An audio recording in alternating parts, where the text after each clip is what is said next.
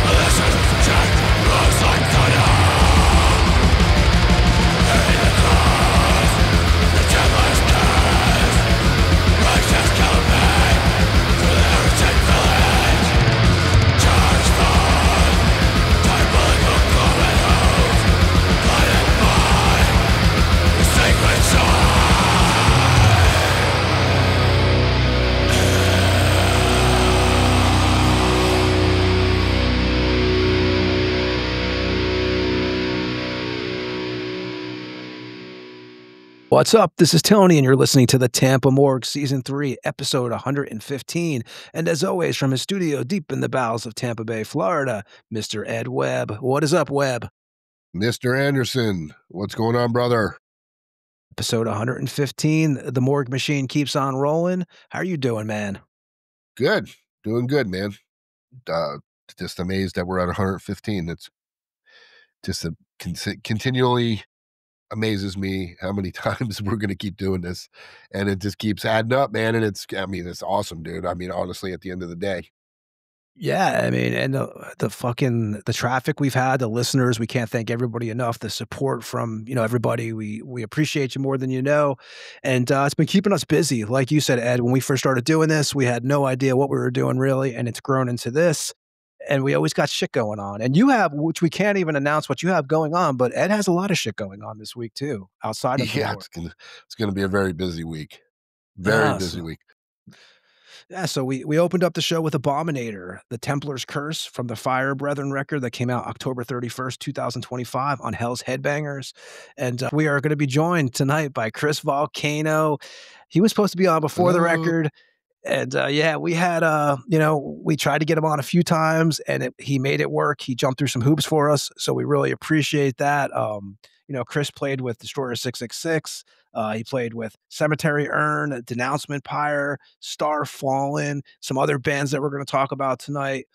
Chris Volcano is a badass drummer. The new Abominator record is killer. So we're looking forward to talk to him.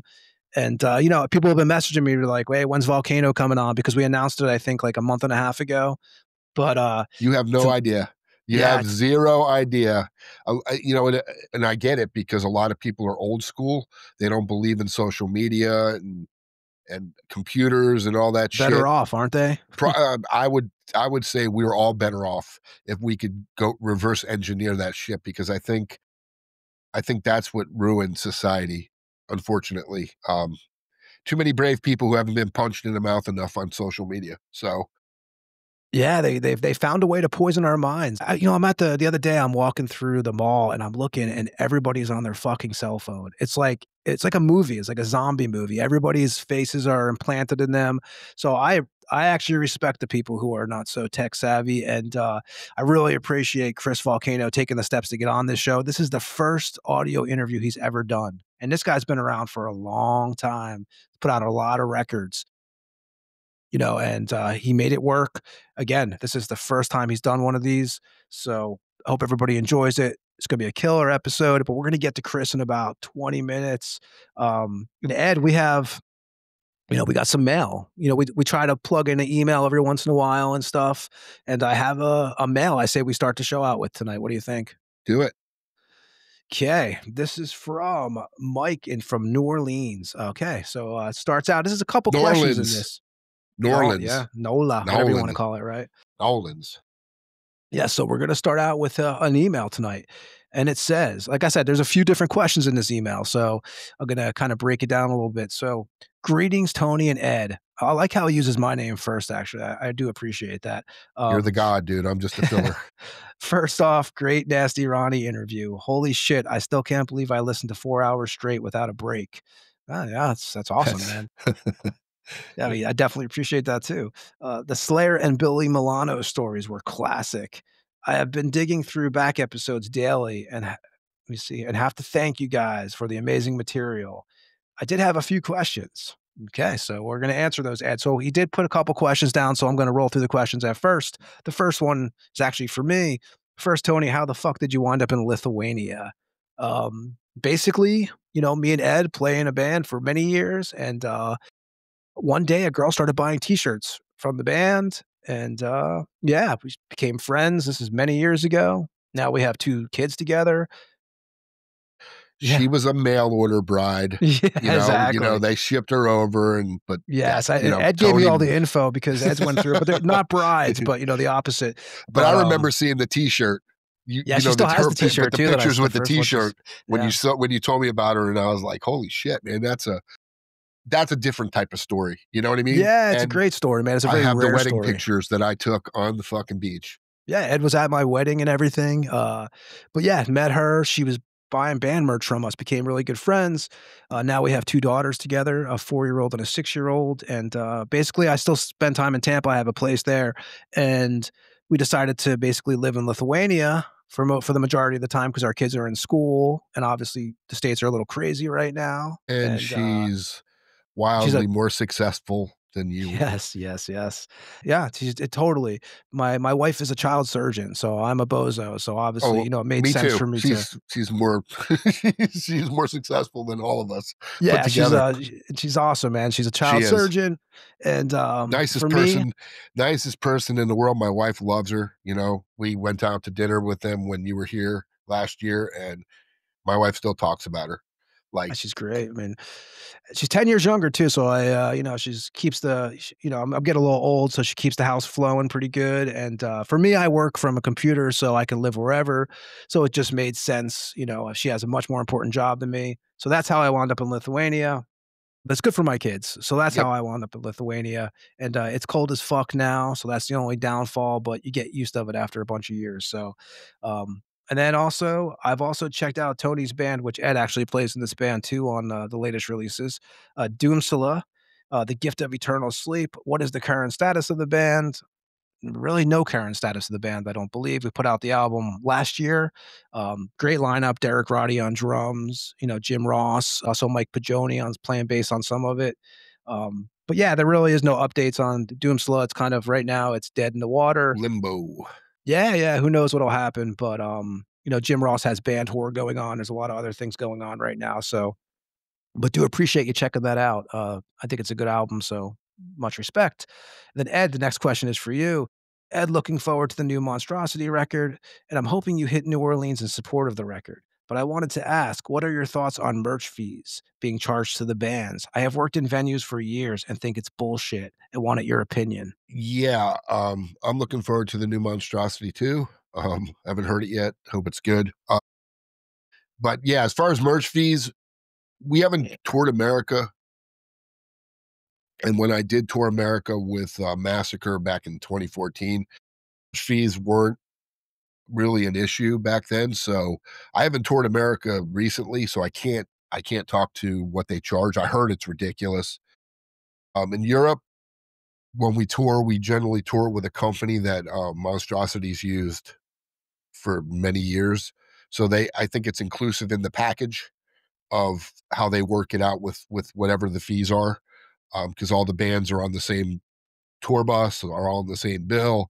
So I think it was all worked in, and because Derek is the tour manager, he also runs the merch booth. The guy's like a jack of all trades. So yeah, I don't think it was super bad in Europe. I know in South America, I don't believe there were many merch fees at all, because if you can even sell merch at some places, because they bootleg a lot of shit down there. So it's definitely sucks, but I know Mexico for sure they bootleg. But yeah, I haven't felt the sting of it, but I know people who have, and I've heard up to 25% of your merch goes to the house, which in my opinion, if you're a bar and you sell alcohol and we're at your venue playing that night and you're selling alcohol because we're there, we should get 25% of your alcohol. Should be fair, right? Because you wouldn't be selling alcohol if we weren't playing your show. So that's how it should be. You want my merch fees? Cool, we'll split it. You get 25% of our shit, we get 25% of yours. Who do you think's going to make out what you charge for alcohol? We'd rip your bar apart. So you should think about that, because you wouldn't like it if it were reversed. Because you wouldn't have bands play, because you would deny it, and then nobody would be playing your venue, and you would be selling to nobody. So that's my thoughts. Yeah, I think you're 100% right, man. So, yeah. And the last part of the email is, okay, about to dig into the anal vomit interview you guys did, and then the Jeff Manis episode. Thanks for keeping the metal blood flowing. Evil Mike from the streets of NOLA. And yeah, definitely the Venom interview is a 5-hour interview, but if you're a Venom fan, it's definitely a checkout. It's a must listen. So, and we definitely appreciate everybody who writes us. It's cool too, man, because, we do get messages a lot from people, usually on the Instagram page, actually. And I did hear from a Brandon from a band Molten that he was actually a former Tampa guy. And I checked out the band, man. And I tell you, dude, they had a bit, they have the latest record is a 2024 release called Malicide. It has 8 tracks and came out on Transylvania Recordings. Killer stuff, man. And I believe now they're on Redefining Darkness out of Ohio, but I'm not 100% about that. They also put out an album in 2021 called Dystopian Syndrome, and also a self-titled EP in 2019, but killer thrash death metal band. And I'm sure we'll get Brandon on here eventually I know they're working on some new stuff, but definitely, we get a lot of releases sent to us. Like we get a lot of files or like, links to check out. And I definitely checked out Molten and I was impressed, man. So, we hear a lot of music and it was definitely a killer release. So if you haven't heard that, they're out of California, I believe. But we'll keep you updated to that. We'll, like I said, we'll probably have Brandon on here eventually. And so everybody who writes us, we appreciate it. Upcoming guest wise, we have next week, we have W. Horror Preacher from Vomit Angel. That's with a W, actually, of Finland's Vomit Angel and Mask of Satan and The Watcher. Some of the bands he's involved with. He'll be on here. And the week after that, we have Tony Thomas, aka Tempter from Witch Vomit and Torture Rack. So, and there's some more stuff in the works too. So we'll keep everybody updated. But that's the guests we can announce now. So, like I said, Chris Volcano will probably be joining us here in about 20 or so minutes. And Ed, before we get to the shows and stuff, and then get to Volcano, and then of course at the end of the show, me and Ed will come back and hang out for a few minutes. It's probably going to go a couple hours tonight, so we're going to kind of keep it short at the end. What do you think, Ed? We do the Tampa Bay metal promo, do the musicians who passed away releases, and then we'll go to shows. Sounds good to me. Yeah, man. So we're going to play, since Chris Volcano is on the show tonight, I always try to, when these guys play in multiple bands, I try to play a little bit from all the things they've done. Maybe not everything, but most of the projects.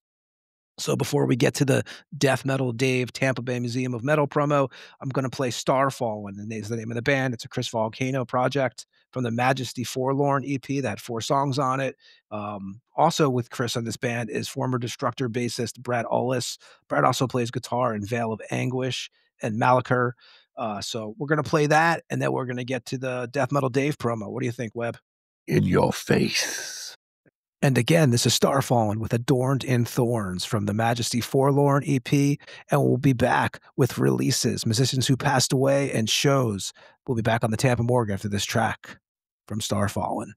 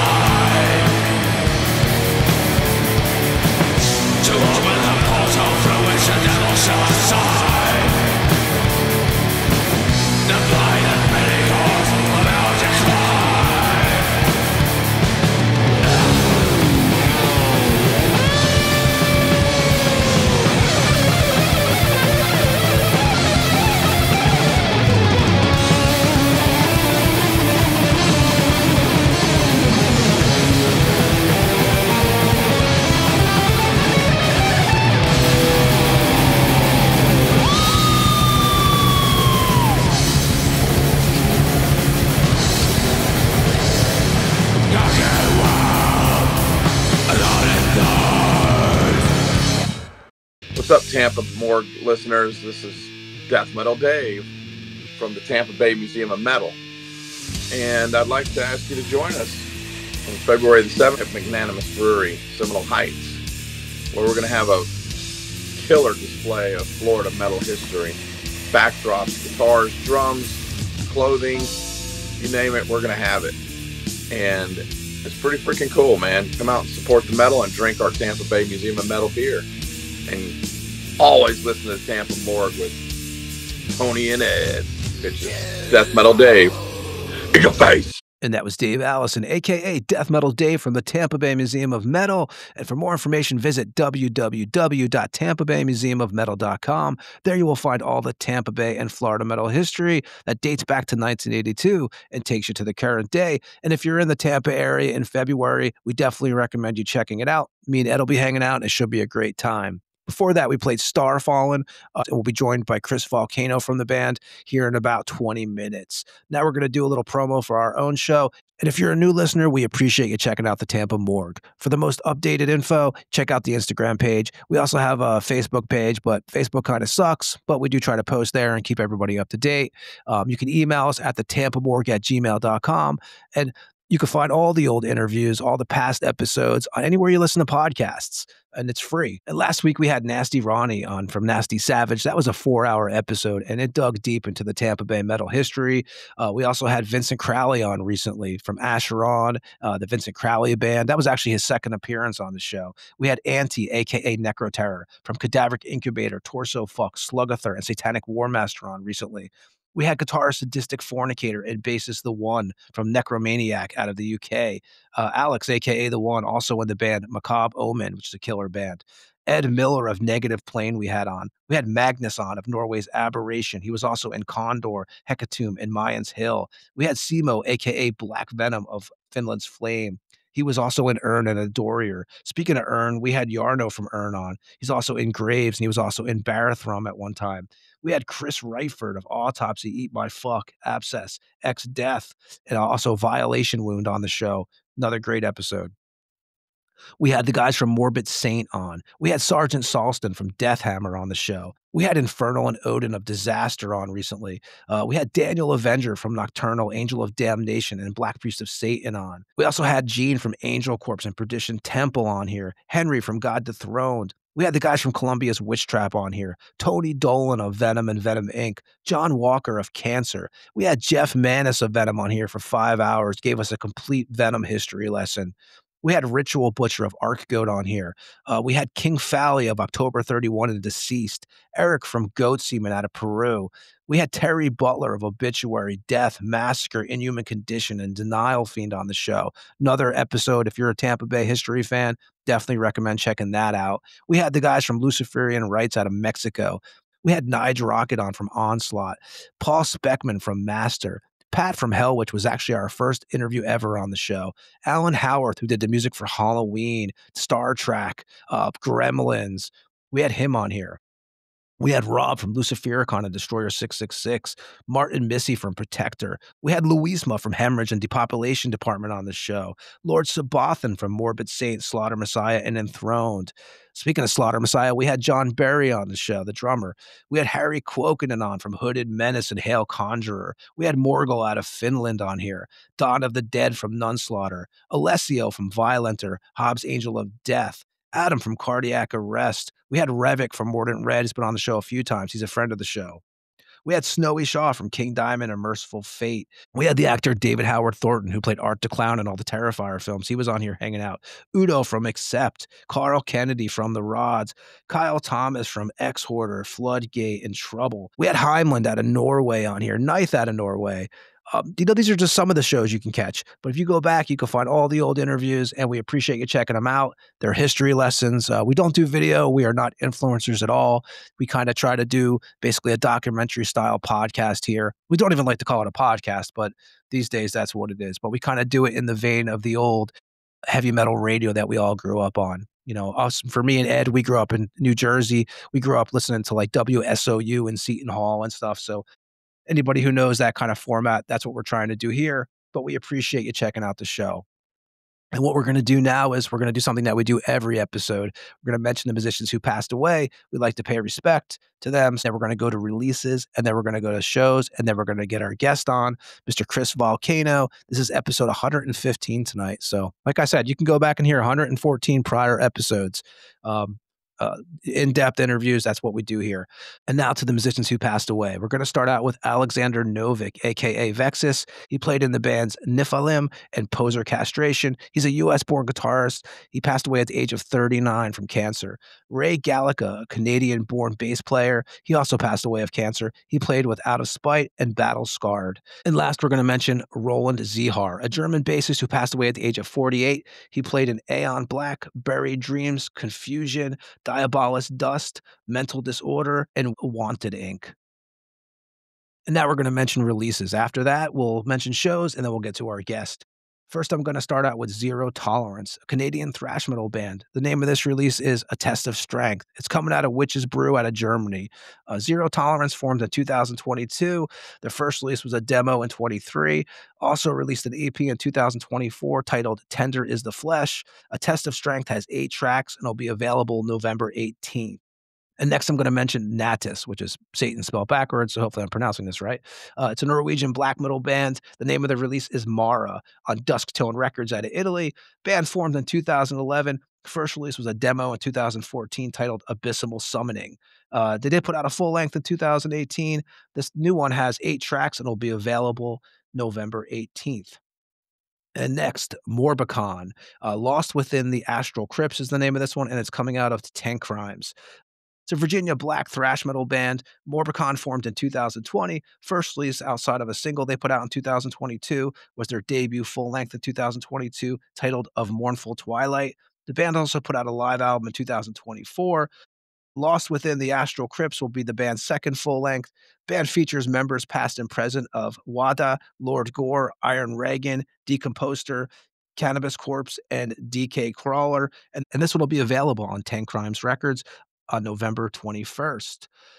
And next we have Temple of Catharsis, a Greek black metal band. The name of this album is Worshippers of the Ancient Necromancy. It's coming out on Theogona Records out of Poland. Temple of Catharsis formed in 2011. First release was a 2014 demo titled In the Beginning that had 3 tracks. In total, the band has released 1 demo, 1 EP, 3 splits, and Worshippers of the Ancient Necromancy will be the band's second full length, and that'll be available on November 21st. Next, we have Deadhead, the thrash death metal band out of the Netherlands. They're releasing Repression Tank on Hammerheart Records out of the Netherlands. Deadhead formed in 1989, and their first releases was a demo in 89 and a split in 89. This will be the band's 8th full length. This is basically a reworked version of the 2009 Depression Tank album with some bonuses. Deadhead features members past and present of Asphyx, Body Farm, Beyond Relief, and Mystic Charm. Repression Tank has 25 tracks, 14 of those being live tracks. It'll be available on Hammerheart Records November 21st. Terror Corpse, the Houston death grind metal band, is releasing Ash Eclipse's Flesh on Dark Descent Records out of Colorado. Terror Corpse formed in 2025. First release was an 8-song EP titled Systems of Apocalypse that came out on Dark Descent Records. There was also a vinyl version that came out on Misako on Ojo Records. Band features members past and present of And Darkness and Decay, Night Cobra, Necrofire, and Insect Warfare. Ash Eclipse's Flesh has 10 tracks, including a Celtic Frost cover of Into the Crypts of Rays. And that'll be available November 21st on Dark Descent Records. I got 2 more, and then we're going to get to shows, and then our guest, Chris Volcano. Next, we have Black Mass Perverter, the Finnish black punk metal band, and they are releasing Arctic Privatism. It's going to be a self-release. Black Mass Perverter formed in 1998. First release was an EP titled One Way Pleasure in 2007. In total, the band has put out 3 full lengths, a demo, and this will be the band's 7th EP, and that'll be available November 21st. And last but not least, Priest Strangler out of the UK, Upon the Thrones of Hearsay demo they're releasing. It's going to be on Consumed by Darkness out of the UK. Priest Strangler formed in 2023. First release was a 2024 rehearsal demo. Priest Strangler has done splits with Ritual Disembowelment, Catastrophic Forest, and Deathblade. Upon the Thrones of Hearsay will have 6 tracks, one of them being live, and also a cover of Venom's Welcome to Hell will be included on this one. This will be available November 22nd. Ed, what do you have for shows?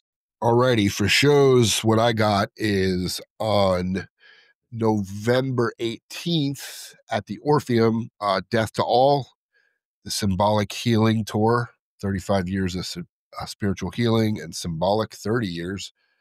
Every time I read that, it makes me sick. And they're playing with Gore Guts, which I've seen Gore Guts many, many times. They're fucking great. And yeah, that should be, I believe that's just coming Wednesday, which is absolutely crazy how fast time is flying by. And another show. 2026 already. I know, man. I know. I can't even take it.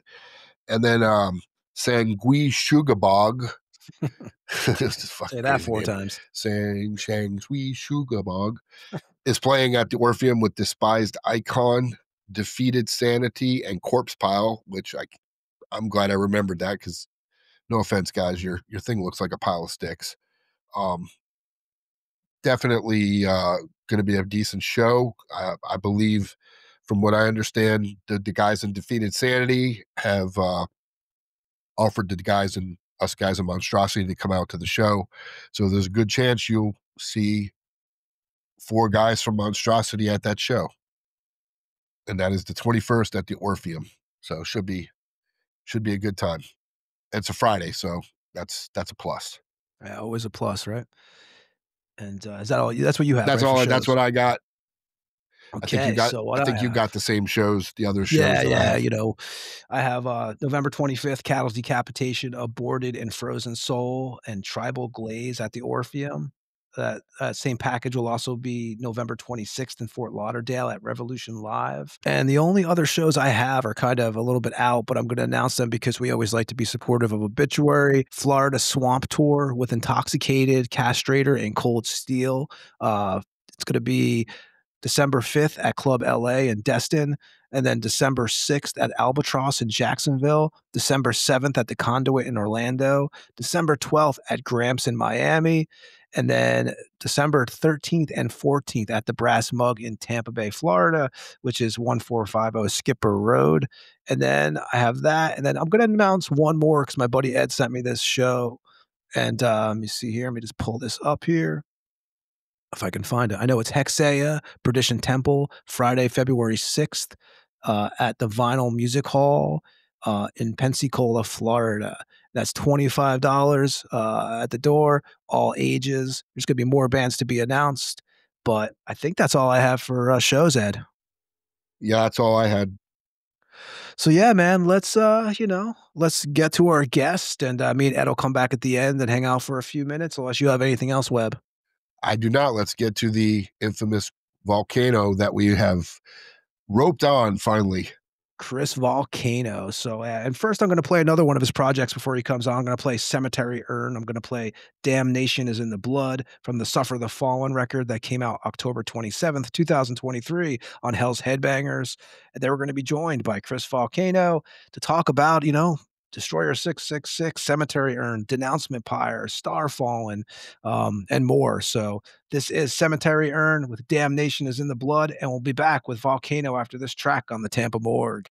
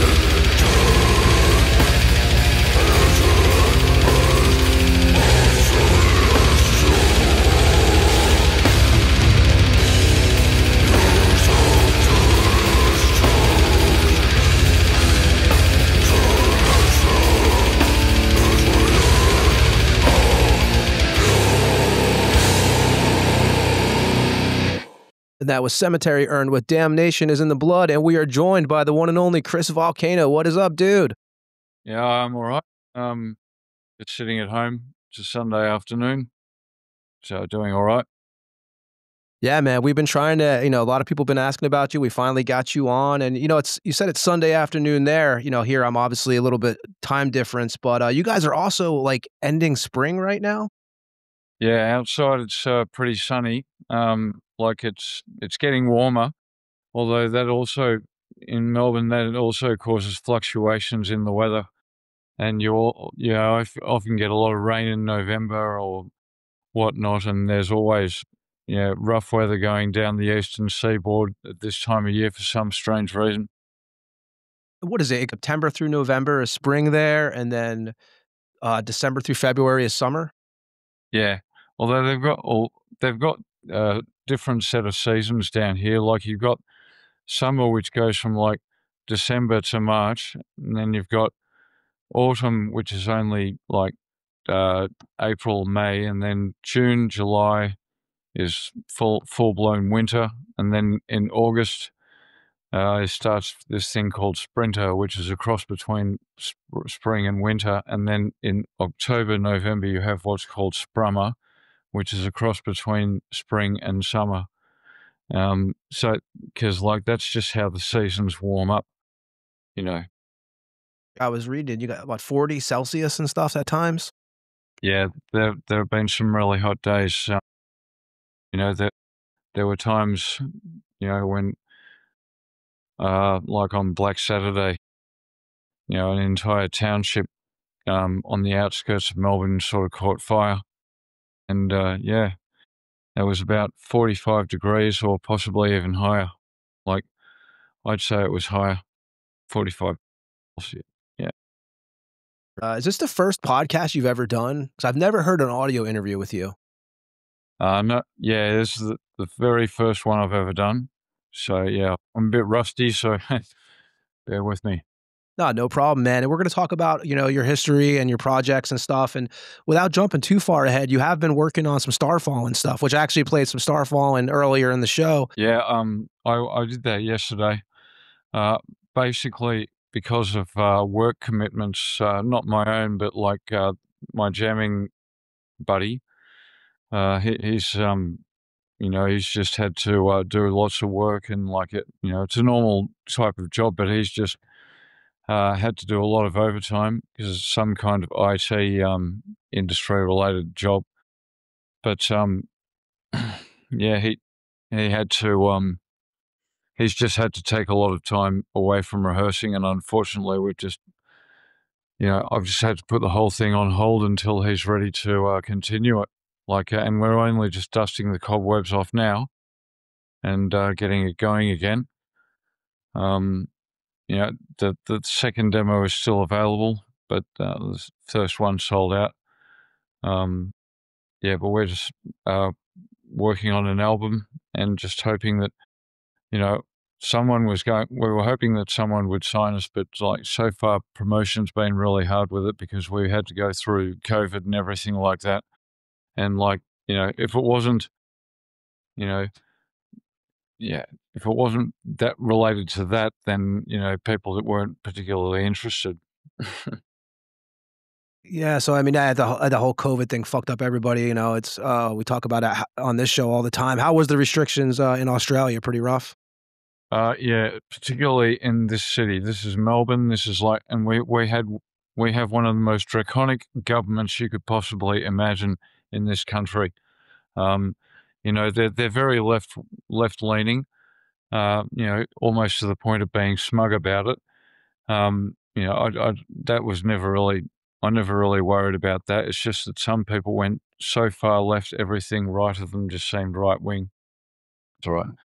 So, with the state government in Victoria, like they're just one of the worst governments you could possibly imagine.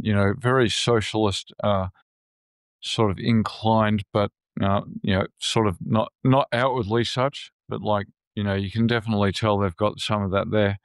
And like the federal government, like it's all just the same agenda as what's going on everywhere else. you know? Were you born in Melbourne, or what city in Australia were you born in? Yeah, I was born in Melbourne. I've always lived in Melbourne. Yeah. If you don't mind me asking, what year were you born? 1976. Same as me. Okay. And were you actually raised in a musical household? Like, were you surrounded by music when you were a kid from your parents and stuff? Well, only on a listening capacity. They were never players or anything like that of any sort. But they did have good musical taste, and like a lot of that rubbed off on me. You know, my mum. But when I was 14, like my mum introduced me to Black Sabbath and all of that because she had small albums and stuff like that. And my dad used to listen to a bit of progressive rock as well, like from the 1970s, and I always found that sort of interesting as well. Yeah, so they always had good taste at the very least. Do you remember the first like band that really caught your attention, whether it be like Sabbath or AC/DC or something like that? Well, AC/DC I've known about ever since like I was a really young kid, and you know, so I've been listening to that for a very long time. But like as far as the heavier stuff goes, like you know, the first band I ever heard of was Bolt Thrower when a friend of mine brought it into a school classroom and just played it on the tape deck there. And yeah, everyone's sort of a bit, you know, kind of amused at first. You know, but then I decided to look further into it because, you know, I just saw beyond just the, yeah, the initial, yeah, well, just the blast of it, you know, the initial, you know, occurrence of it to you was, yeah, a bit crazy. But like then you get used to it, and then yeah, then you decide if you want to become a fully fledged fan of the stuff, or like you just go out and buy stuff here and there, or whether you're a casual fan. But you find like with the extreme metal, most of the time, you have no choice. You just have to go the whole hog. Well, you guys were surrounded growing up. You guys got a lot of like the what do you call it? The mainstream radio, right? But you guys also had some underground radio, right? You had what Metal for Melbourne? What Alan Thomas, I believe, was the host of that. Do you remember listening to that kind of like the old radio back then? Yes, I do. I was about 15. Well, about 14, 15 when I first discovered that radio program, and yeah, you also had Demon Night with Andy Accept on PBS radio, which is 3 hours of power. Yeah, yeah. Although 3 hours of power sort of fell off after a while, and like, you know, there's just no real, there's none of that anymore. Like, you know, I kind of miss it because like those radio stations introduced me to a lot of stuff. Do you remember the first, as a kid, like before you were, you know, even getting into like really extreme metal? Do you remember the first record you ever purchased with your own money? No, I don't actually. That's okay. Like, you know, I would have bought some stinkers, like, went back in the, you know, just say in my preteen years, you know, like when I was about 12 or something like that. I don't know what I was doing. Did you guys have a selection of record stores to visit? Yeah, but they were all just mainstream stores, and they were all just like small-time music dealers, which you don't really have that much of anymore. You know, out in the suburbs, like you almost had them in every suburb, like a little music shop in wherever you went. And but yeah, I sort of let all of that go. Like when I, you know, in the beginning of the 1990s, when I started getting into metal, and I just went into the city to a shop that was called Pipe Imported, or also became Extreme Aggression Music, and that was yeah, there was of course Modern Invasion, the record label. All that shop, Extreme Aggression, was owned by Daniel Janica, who was the owner of Modern Invasion Music, and they were the label that released the first Bastille Warlust album set. What is the first live musical performance you ever visited when you were a kid or attended? Well, I was only 17, so I couldn't really attend that many shows prior to that. But like, I went to the Great Britain Hotel in Richmond on a Monday night, because it was just basically Bestial Warlust playing without a crowd in front of them, because like they were all facing each other towards the stage because they were doing a recording at the Great Britain Hotel. I don't know how they managed to hook that up, but there were a few people there watching, and I was one of them.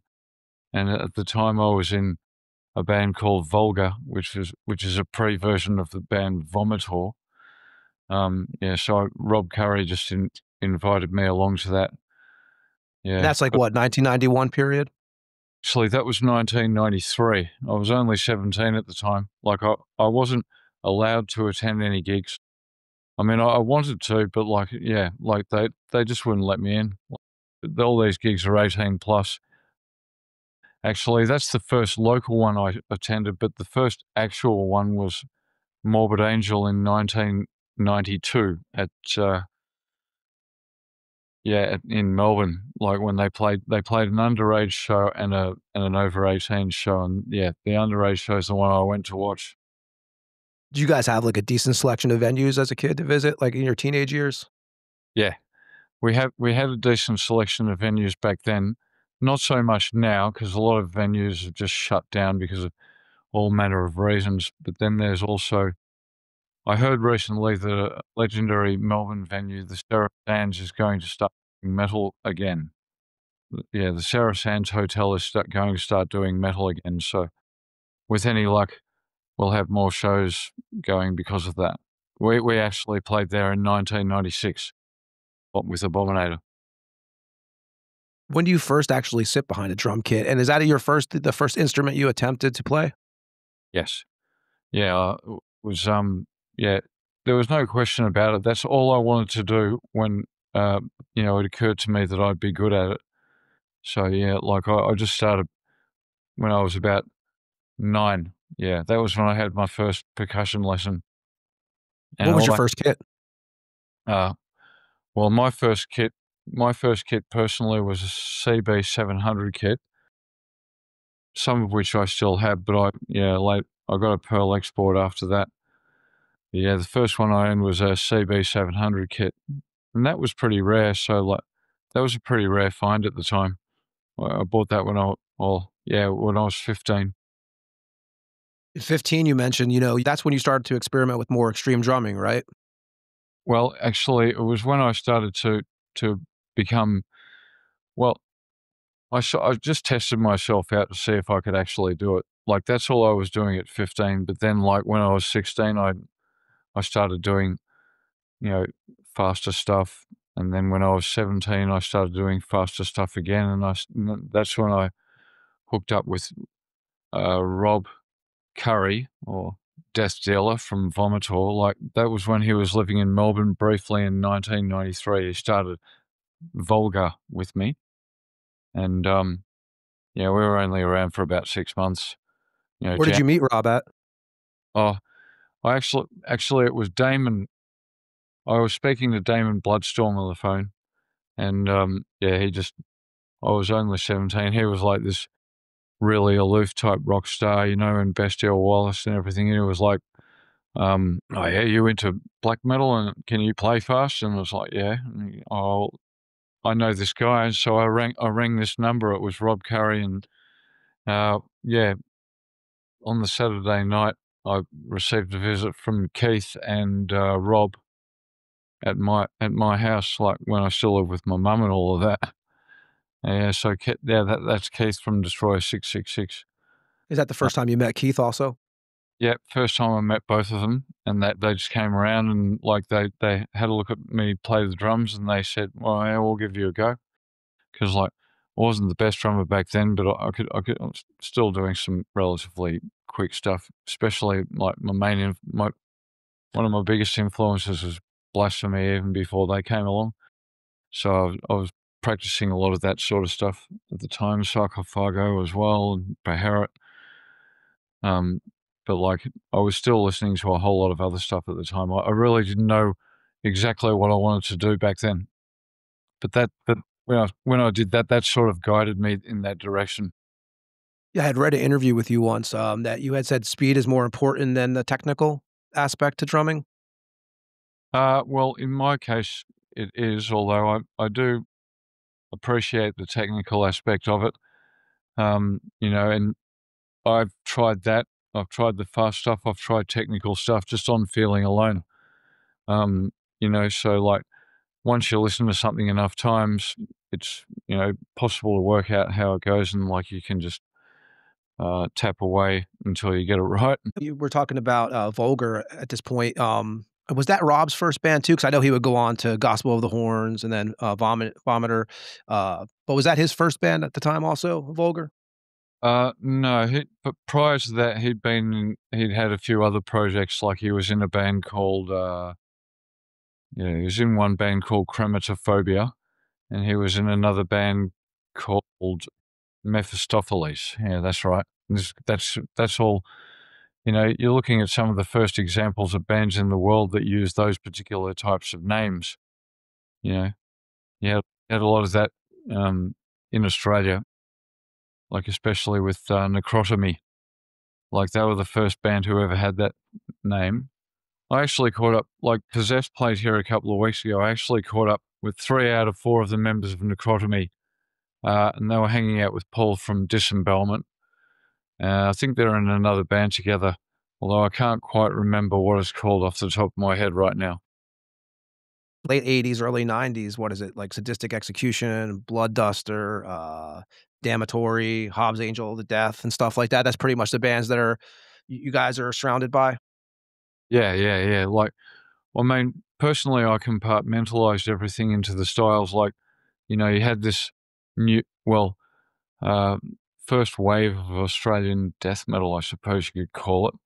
You know, like the heavier sort of stuff that was coming, like Abramelin or Archeron, as they were called at the time, and Necrotomy and Disembowelment. You know, Damnatory, of course. That was kind of short-lived, although that was one brutal demo. And plus maybe a handful of other bands from around the country as well. At this time period with Vulgar, where are you guys doing the early rehearsals at? My mum's garage. Basically when my mum had to stop having a garage when I was about 15 because I moved my drum kit in there, and I used it as a rehearsal studio, so that was kind of lucky, but mum didn't like that idea after too long. So I moved to a proper rehearsal studio after that one I actually had to pay for. In '93, you guys put out the Hellburst to Fight, had 5 tracks on it, the demo. How long did it take you guys to get the material together for that?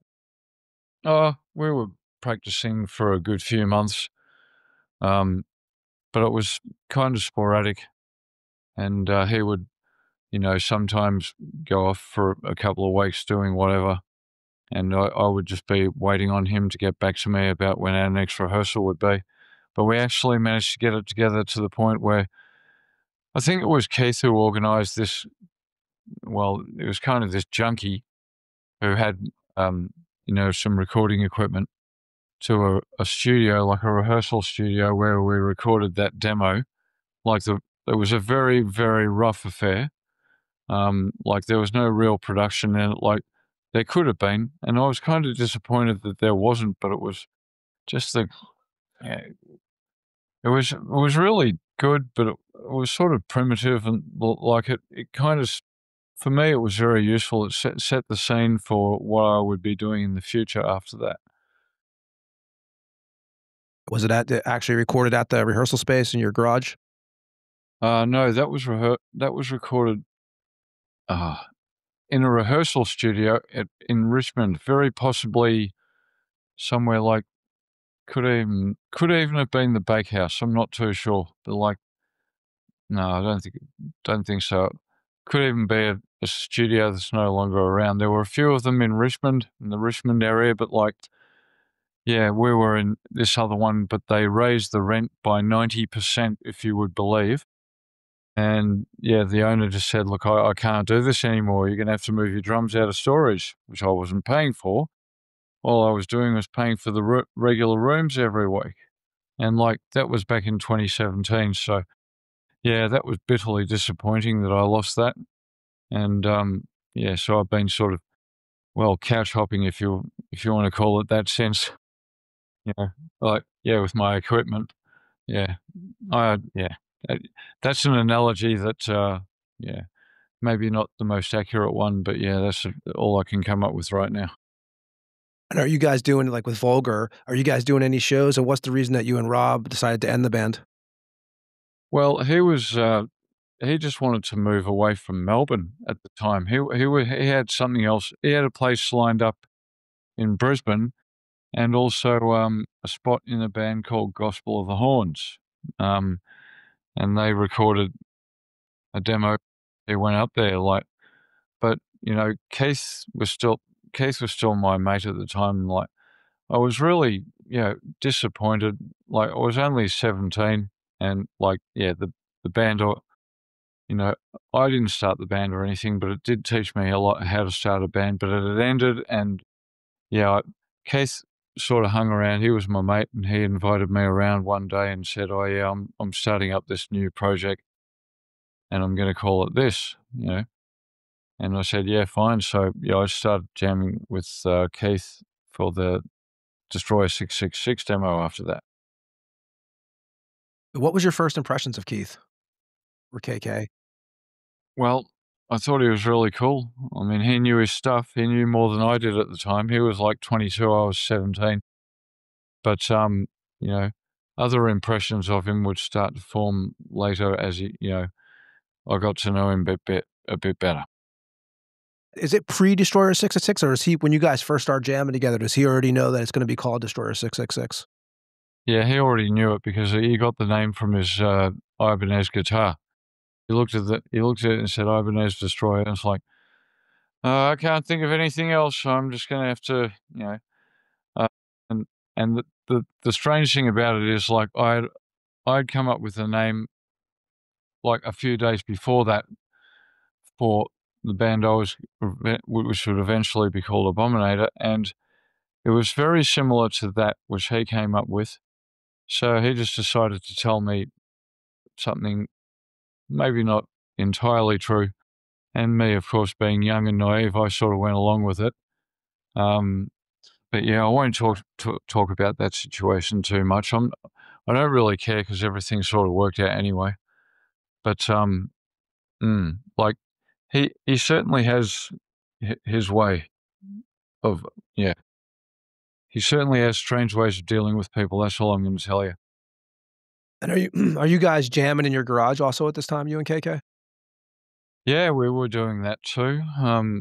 We occasionally went to a rehearsal studio, although that was more of a hassle than anything else. Like, if you haven't got your equipment, like, didn't actually drive, so I couldn't get my equipment around. So it was a bit of a hassle. And you guys, when you guys are jamming, so when you guys are doing, obviously, which becomes the 6 songs with the Devil demo, so there was 2 songs on there that were left over from B-Style Warlust, the Eternal Glory of War, and Song for a Devil's Son. Actually, Song for a Devil's Son was written, like with me in the band. Like, the only song he had that was any use at the time was The Eternal Glory of War, which he used for the album. The album we were to record the next year, 1995. It was kind of an ill-fated recording session at Albert Recording Studios in Melbourne, where early AC/DC recorded and stuff like that. Like, I don't know whether it was just the old equipment, but they just didn't make it sound very big.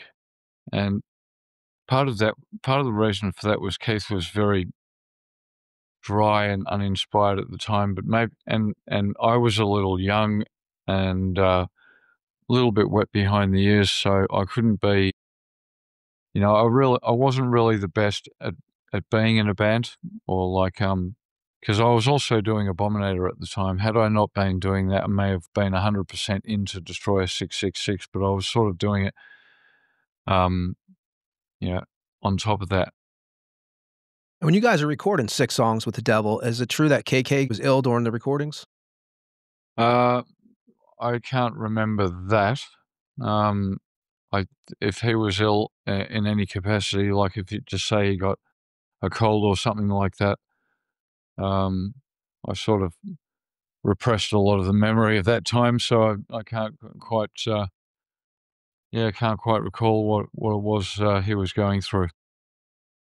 I'm going to play a track from that demo now. Is there anything you could tell us about this song? I'm going to play Long Live Death from the 94 demo. Haha.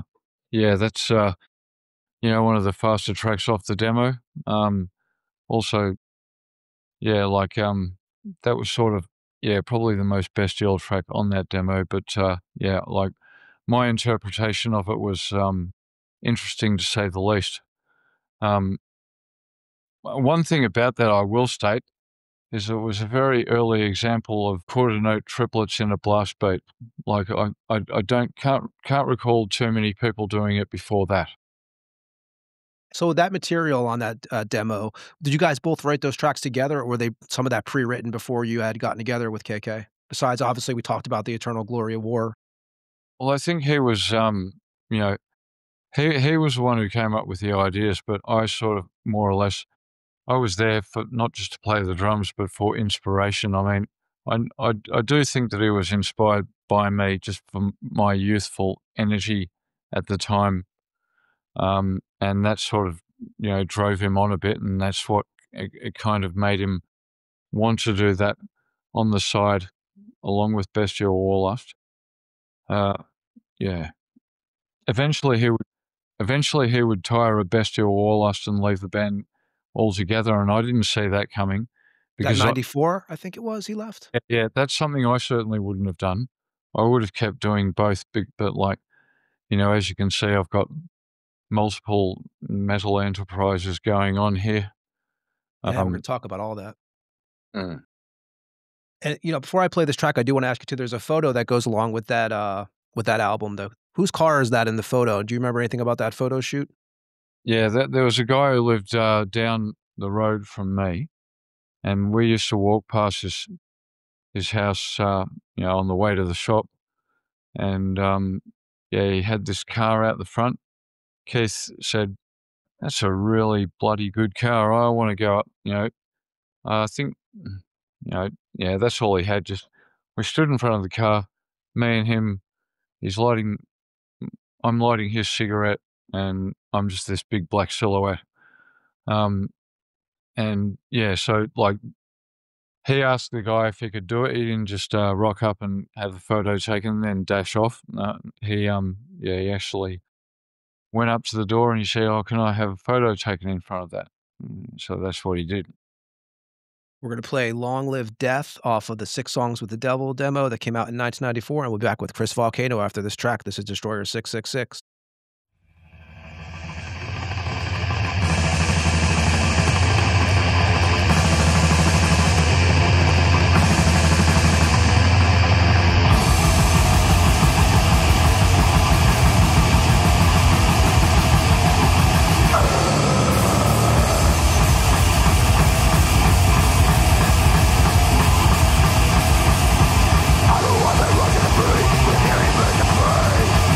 Coming up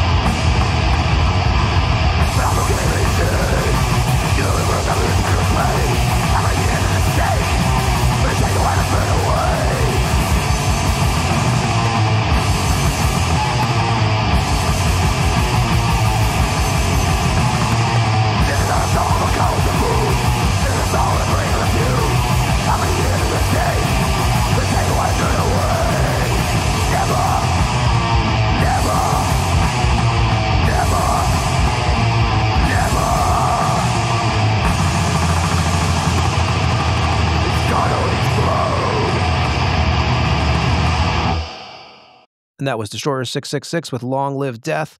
And after the recording, is that when you guys, so KK brings Bullet Eater over to your, who was also in B-Style Warlust, Hobbed Angel of Death, Mass Confusion, and he comes into the picture. You guys start jamming in your garage also, and I think he gets the job, the first jam you guys have in your garage. Yeah, that was, he was jamming with us a couple of times, like in late 1995, which would end up being my last days in the band. And also that's when Ian came into the picture as well. Like, yeah, and Keith had just discovered, "Oh, do you want to do this?" And yeah, I just I had a bit of an argument with Keith over the phone, and that's all right. Like I was a little bit emotional that day. Yeah, not a good thing, but like that's just how I was at the time. I was only 19, and yeah, I ended up just quitting. And yeah, Before you did do what, 5 tracks on Violence is the Prince of the World, and so is it true that when you agreed to do that with them still, you were offered, like, he offered you drum gear in exchange oh, for the recording? yeah, pretty much. I mean, all I ended up getting was a few skins, new skins for the kit, but nothing else. But that was because I think that was Daniel from Modern Invasion. You know, he was like, "Oh, Chris, you are very young. You know, you don't deserve all of that." And, you know, it's like, you know, I felt pretty. You know, that's just how he felt at the time. Maybe he was right, and maybe it would just drive me. Maybe it would just drive further on to keep doing this stuff. But yeah, like I I was offered certain things. I didn't blame Keith for it, but I certainly, you know, there are certain there were certain questionable promises made to people back then, and especially when it came to royalties. Did you do any live shows with them? And also, was your first time, like, first time you ever played in front of anybody, was that with Vulgar? No, I actually did shows with neither band. The first show I actually did was at the Hell Club early 1996 with Abominator, and that was playing with Anatomy. That was the first gig I ever played. That actually went really well, except for the fact that the snare drum I was using got stolen at the end of the night. I ended up having to replace that out of my own pocket. And when I because it was actually Marcus Hellcunt's snare drum that got stolen. I had to replace that with my own money, and the one I ended up buying and me ended up selling off really quickly anyway. And now we're gonna get to some Abominator now too. Did you remember that when you told Keith you were leaving, Destroyer? When did you just decide, like, "I'm done with this"? Yeah, yeah. I just I didn't like. I just it was just doing my head in at the time, so I just decided to, like, I wasn't going to work with him anymore. And you know, he said, "All right, we'll go our separate ways musically then." And yeah, he just continued on with others. Well, 2025, we're talking today, and, are you surprised at the success of Destroyer 666? Well, in the early days, I wouldn't have been surprised, but nowadays, I think the quality of albums has sort of fallen off a bit. I haven't really listened to anything they've done since Defiance, and that album wasn't really my favorite either. Yeah, I just think nowadays that their stuff is.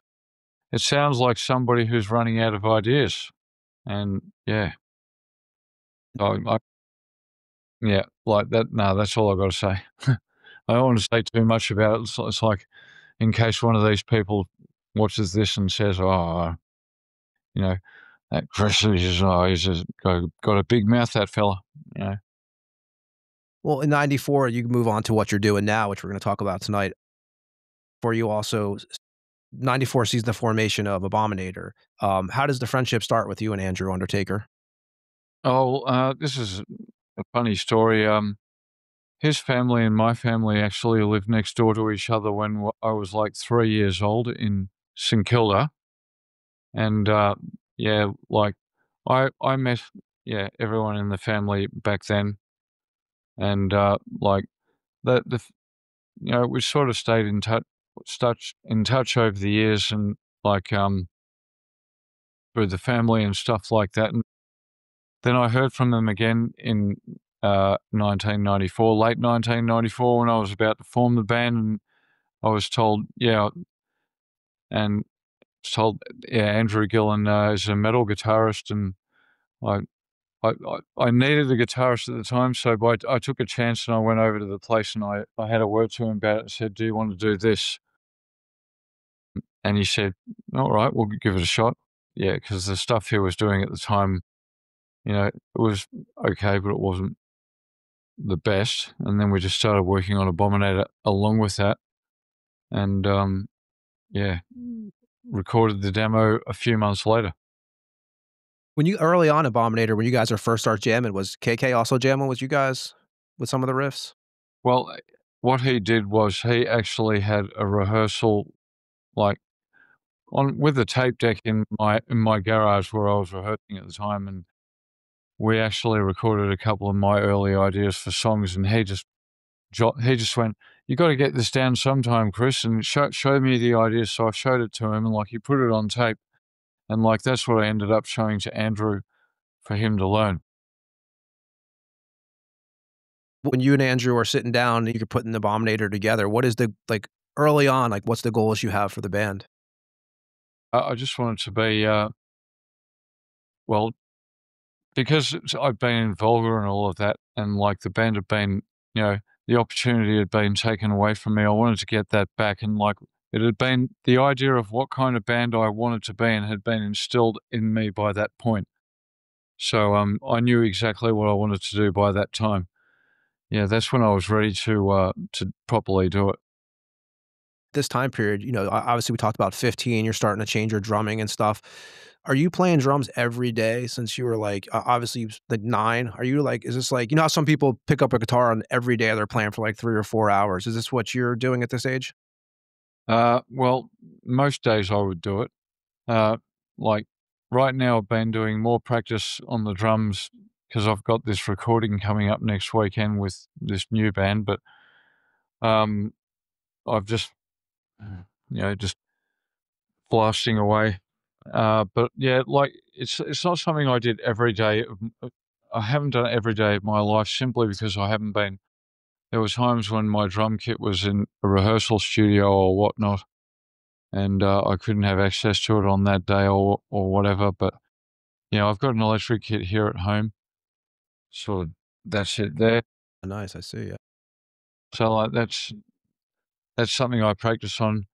Like it looks pretty awkward to practice on at times because there's only like one crash cymbal, but you know, that's good because like when I get on my regular kit, like you know, your accuracy improves, especially if you can use something like that. Where do you get the name Abominator from? And also, what is the first Abominator song you guys ever wrote? Well, the first song I ever wrote, I think, was The Filthy Spirit Antichrist. Yeah, in fact it is.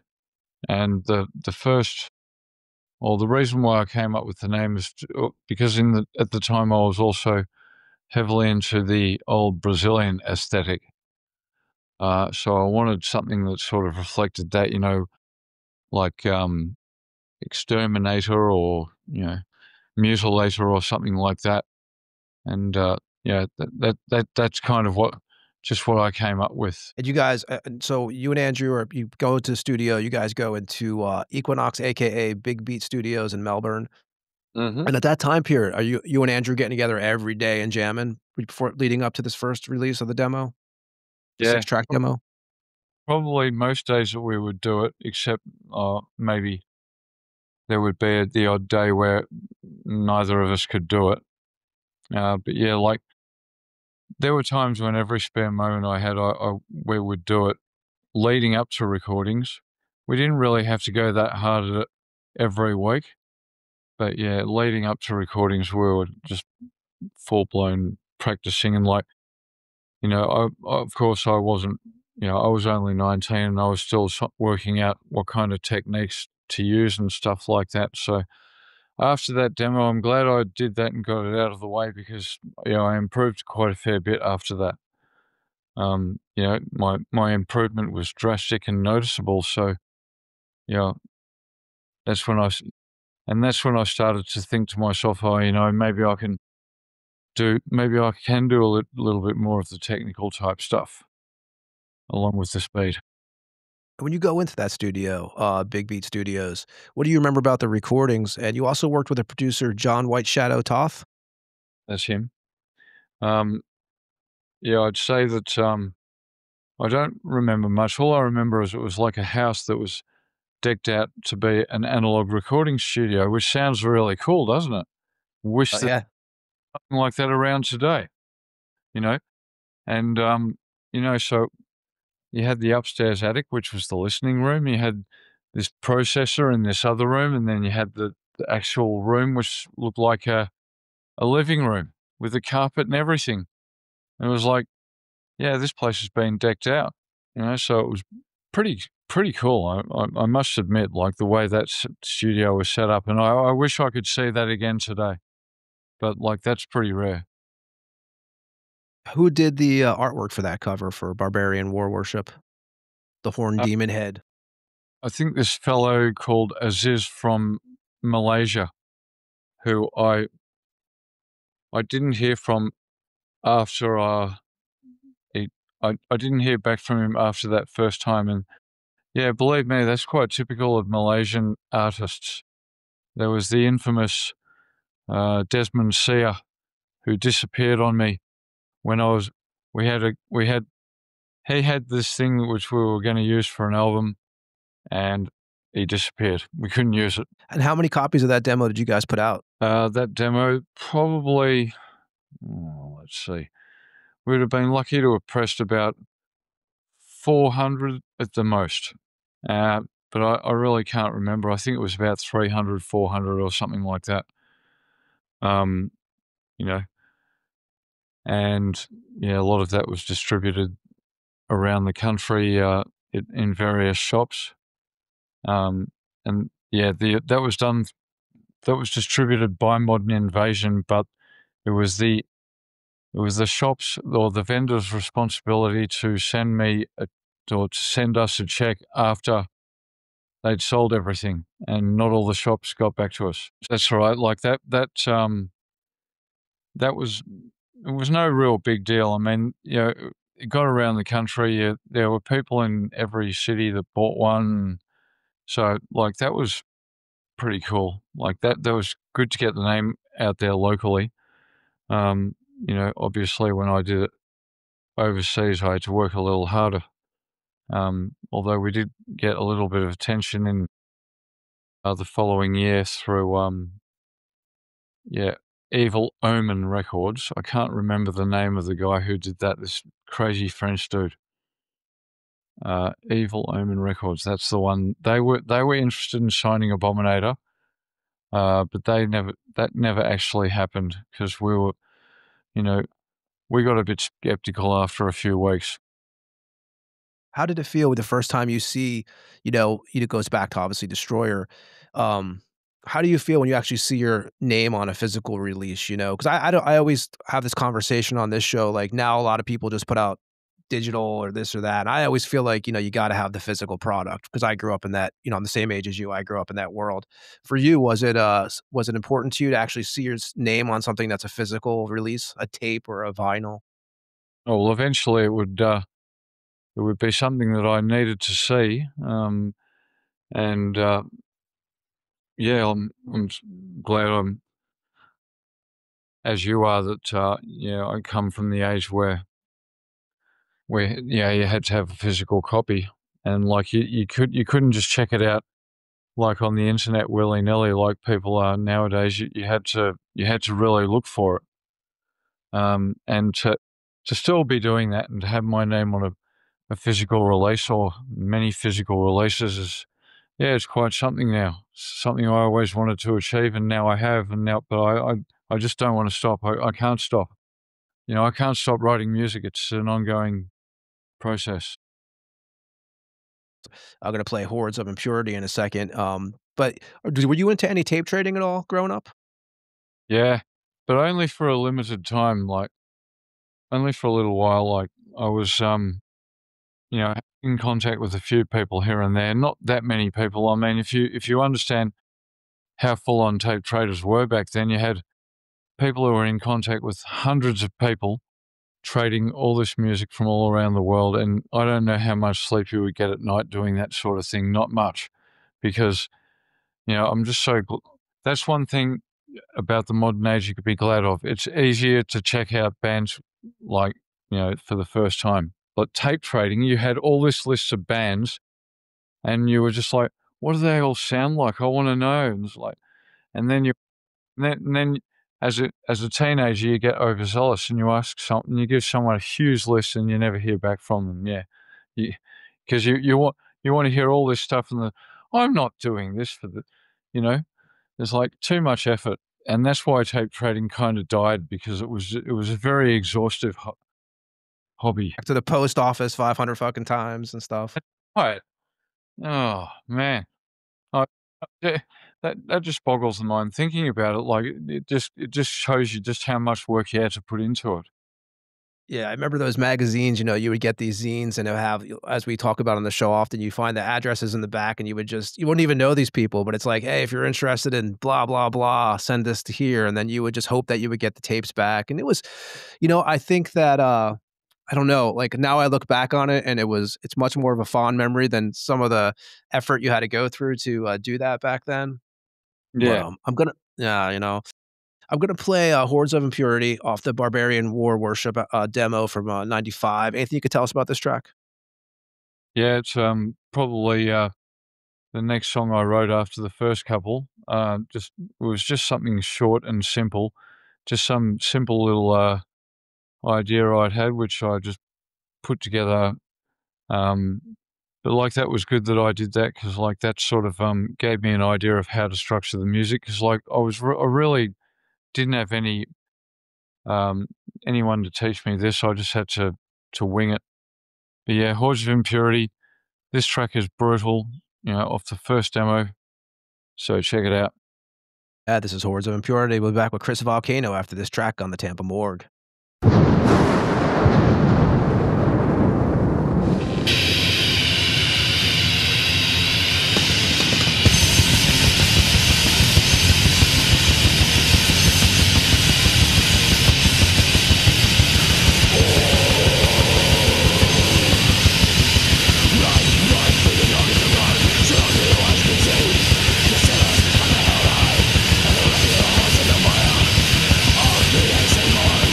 Dark and stormy heart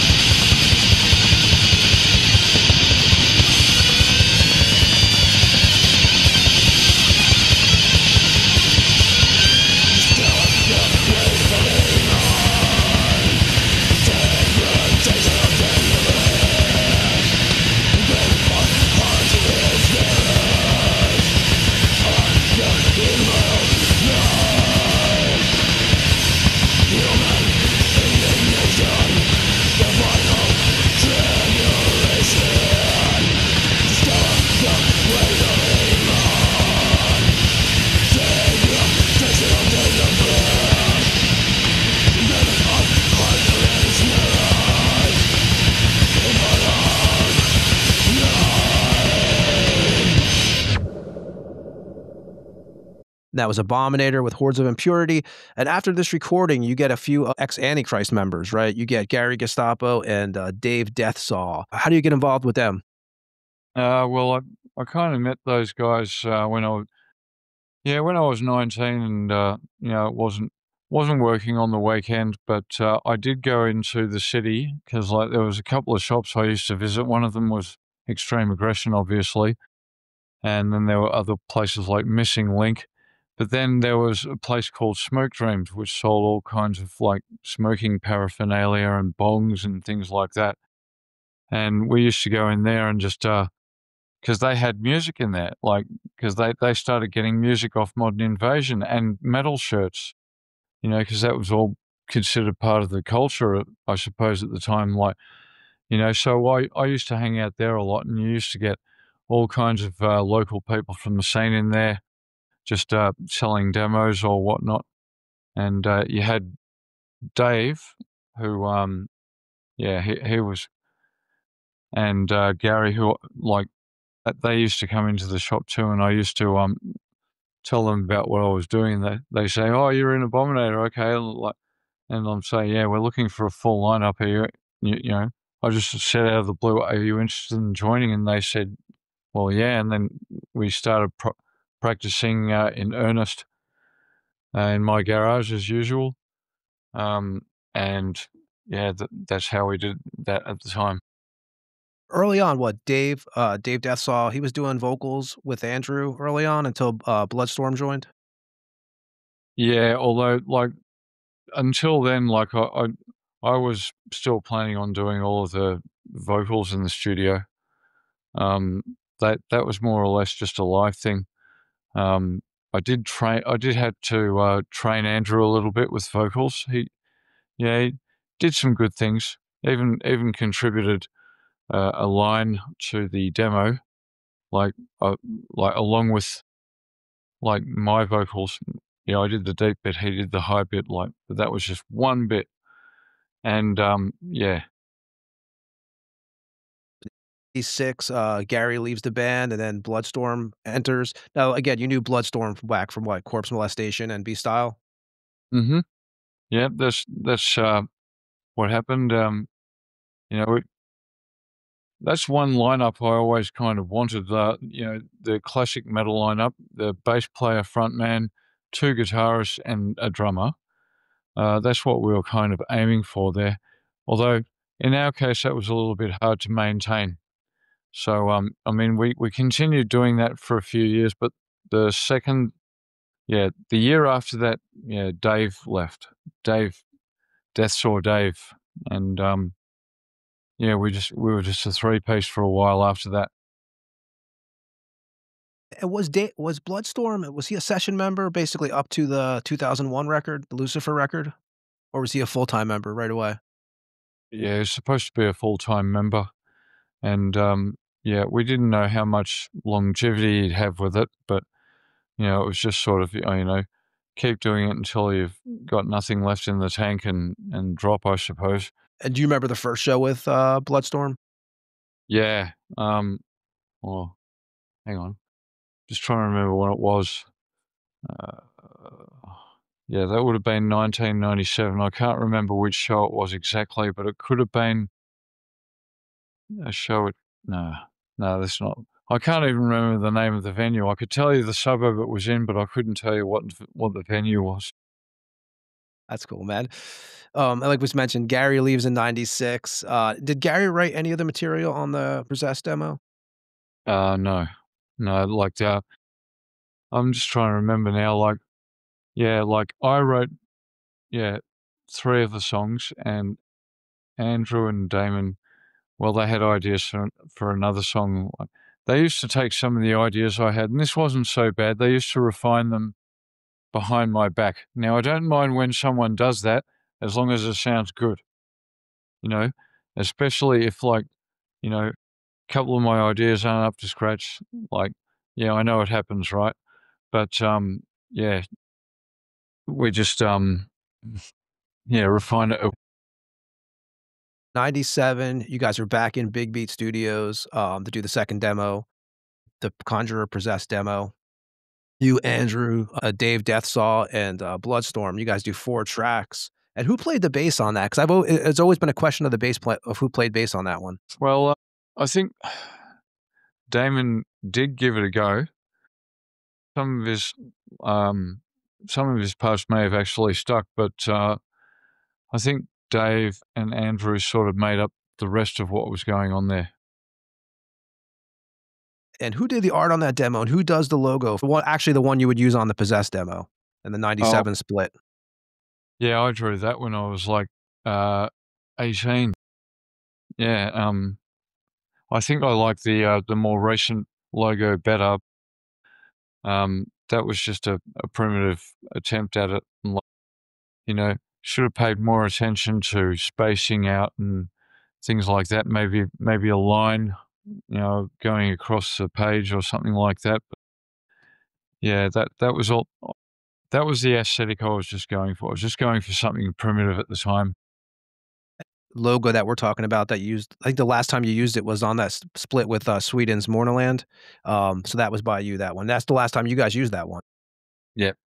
After that, Damon actually got Mark Maestro from Rotrevor to draw another one, which we use today. And on that, so you did that split. And then, how do you get involved with the German label Path to Enlightenment Records? Yeah, well, they just wrote to us and said, all right, we're going to put you on a split album with December Wolves, which would have been all right. Unfortunately, they pulled out of it. They obviously saw the red flags before we did. The only problem was we'd already sent our master to them. So they could do whatever they wanted with it, and that's why it came out with Mornaland. And them first in the order, and us second. And where are they today? No one knows. And that split is just a Barbarian War Worship demo on there. Yeah. Yeah, just that one. The Raw, hadn't been remastered by that stage. And early on, who are some of the bands Abominator's doing shows with? And some of the venues you guys are actually playing early on? Okay, well, there was obviously the Hell Club, Sarah Sands. Then you would go to other places like we did play a few gigs here and there. There was a venue in Pyre, which was sort of a brief affair. Unless it was Edward's Tavern or something like that. I think it was Edward's Tavern in Pyre or something like that. There was the Tote in Collingwood, and just a few other small venues, but they were the main ones. And who are some of the bands you guys are sharing the stage with back then during those demo releases? Okay, there would be, Gospel of the Horns, Inverted Prophet, Destroyer 666, Anatomy. Let's see, there was a band called Hatred, which featured Wooly, who was the guitarist on Hobbs Angel of Death. And also, there were a few bands, but not too many bands. Like there weren't that many bands to choose from. I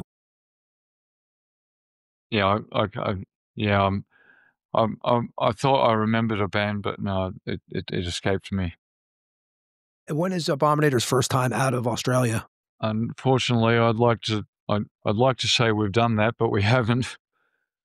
We haven't actually toured overseas. It was just, there were many reasons for it, but not really my fault. But there was a lack of money. There was a lack of promotion. We were just too far away from everything. Although it probably would have paid for someone to do it back then, because I reckon it would have paid off, but they didn't seem to think it would. And plus, in later years, Andrew would just get sick of the idea of working with anyone other than just two of us in the band. And that was kind of bad for, you just couldn't have a proper lineup. I just couldn't have a proper lineup working with Andrew. And it was, I'm not going to say too much bad about him, but he is a stubborn man and he's difficult to work with.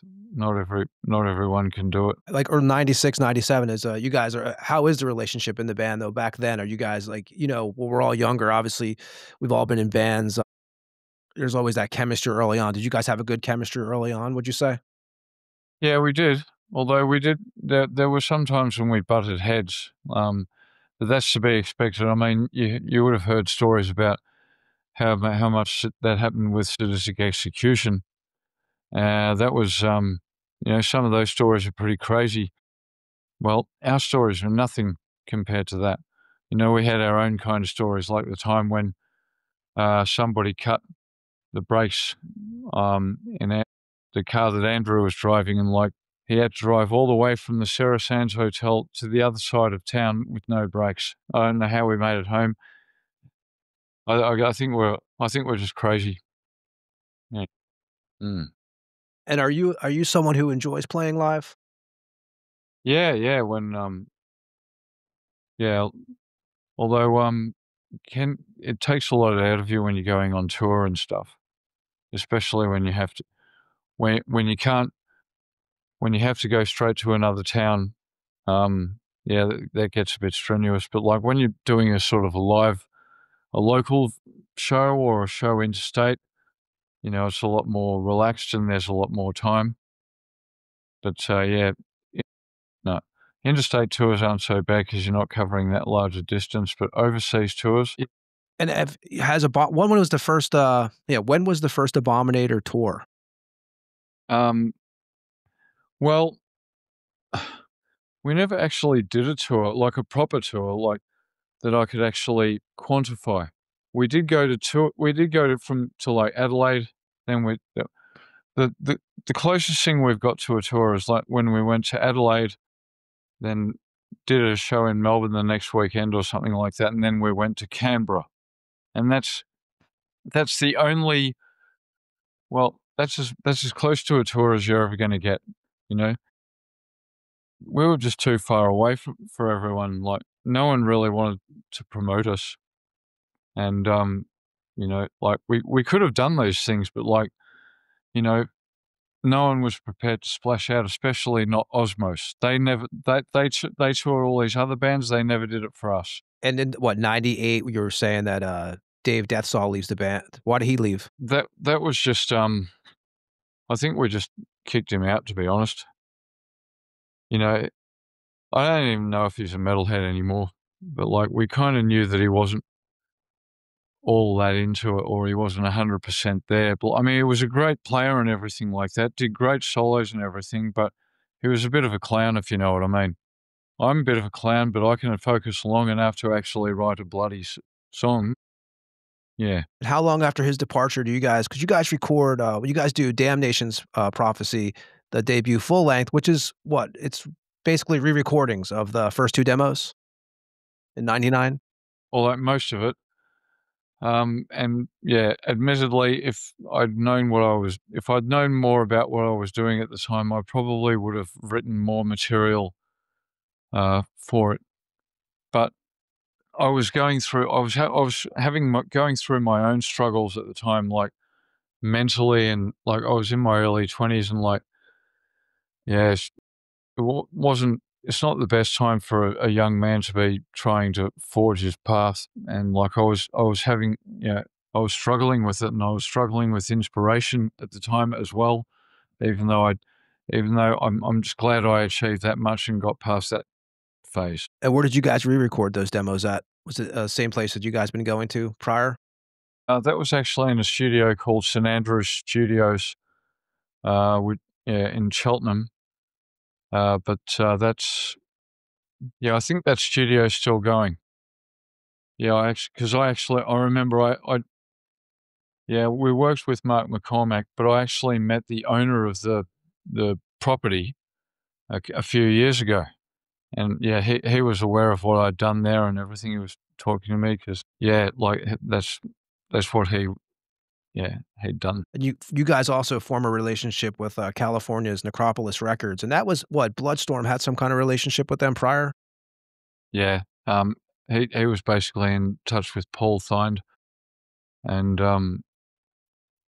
like that's how we got that deal. Originally, it was supposed to be a 3-album contract. It only ended up being a 1-album contract. You know, a lot of these labels, or a lot of those labels at the time, like, well, actually, none of them turned out to be quite as bad as Necropolis, because they folded in 2004 and Paul Thine went into hiding. But yeah, like he irked a lot of people back then.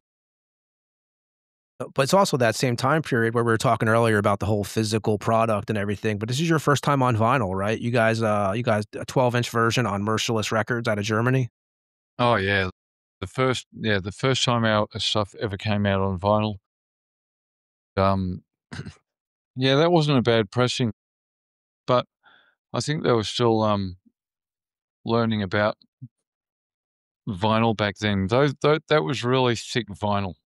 I think probably unnecessarily thick, although did it have to be, I don't know, did it have to be that thick to accommodate that much music on it? Because I remember the album was like 56 minutes long or something, like 56 and a half minutes. Quite staggering, but yeah, quite staggering. They actually fit it onto a single piece of 12-inch vinyl as well. And you start working on material for the 2001 record, Subversus for Lucifer album, 8 tracks. Now, since the Damnations was basically the 2 demo recordings, do you kind of figure the Lucifer record being your first real full length? Well, kind of, but like, we always looked at full lengths the way people used to look at them and say, okay, like, because like a lot of albums out there, like Morbid Angel, like Deicide, their early albums are also re-recordings of early demo stuff. Like that was a philosophy that we were on at the time. If I knew what I was doing, I probably would have saved all of the demo tracks for reissues and stuff and just written new stuff. That's not how it went, but Subversive for Lucifer, yeah, I'd say that was our second album, like just based on how we saw it at the time. And you mentioned Mark McCormick, who you're working with as the engineer during that. He also worked with Destructor, Gospel of the Horns. We actually had Glenn Destructor on here, episode 65. And you guys worked on 4 albums with him, I believe, with Mark. He passed away in, I think it was 2022. Any memories you have of working with him? Yeah, he was kind of a cheerful fella. I didn't know he'd passed away by like that. That I had not heard, but anyway. Sorry about that.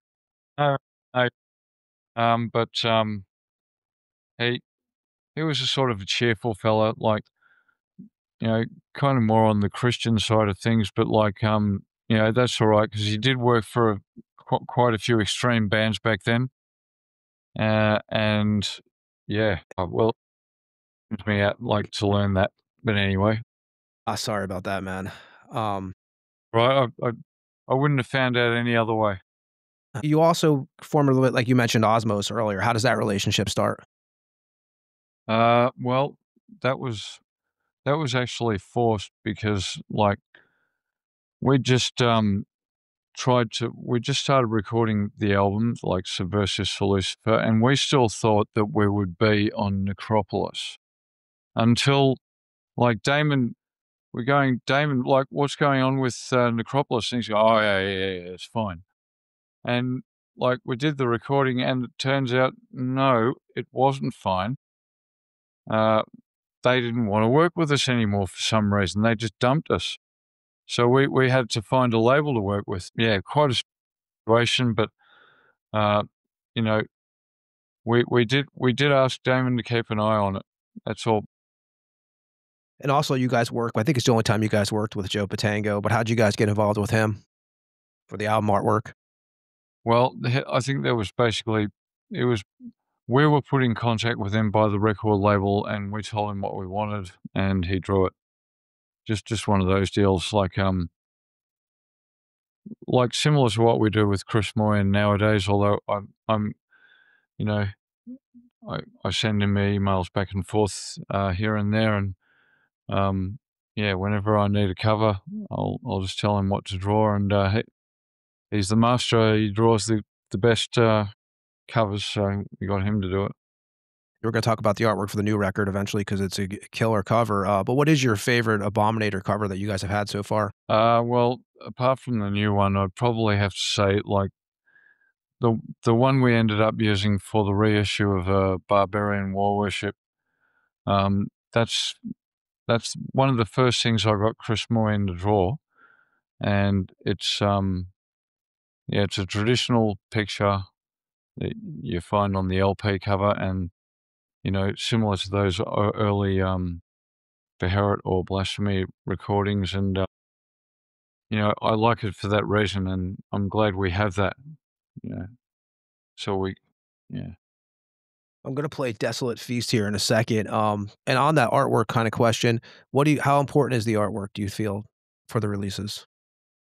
Well, I definitely think it's a lot more important than I did in the days when there was a lot of Photoshop covers going around. I'm glad that stopped because, you know, there were just so many terrible, terrible pictures that came out back then.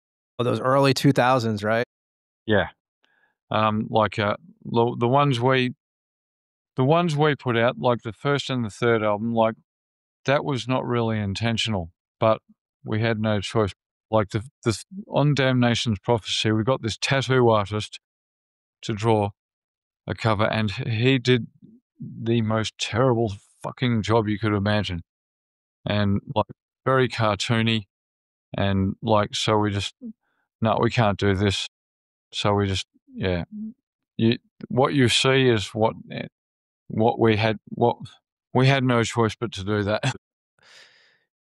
So I'm going to play Desolate Feast here off the Subversives for Lucifer record that came out in 2001 on Osmos. Anything you can tell us about this track before I play it?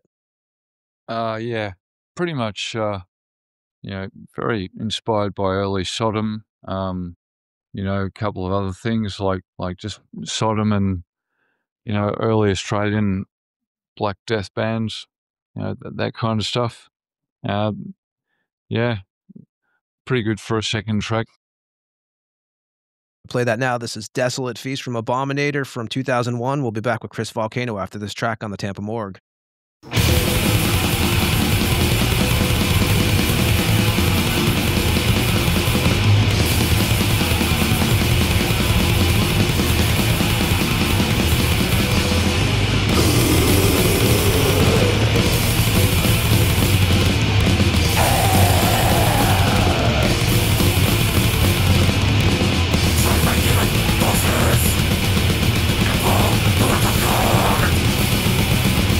Bullets of the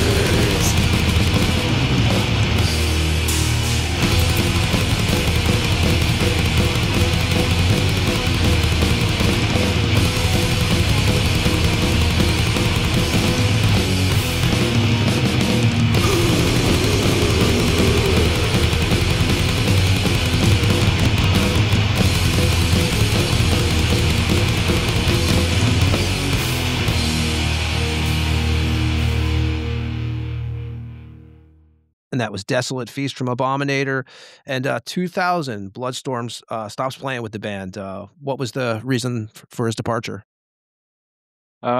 He's, I think when it comes to doing bands of any sort, he's got a limited time in which he can do it before the motor runs out, so to speak. Now, he's a lovely fellow and everything like that. But we just had to move on, and we couldn't do it with him. He'd stopped playing bass, and he was doing all this other stuff at the time. And then he joined a band called Kutabare, which is a Japanese word meaning fuck off. So yeah, that's he was also doing that at the time. And you guys had some guys filling in for you, though, right? You had Steve Undoism filling in. Steve, yeah, that was just a fill in. Like, the name Undonism is really funny. That was the band he was in with Andrew. Or they were in a band called Blood Hunger, but like the other members went on to do Undonism, and that's got something to do with incontinence or something like that. That particular name. So very funny name, bit clownish for my liking.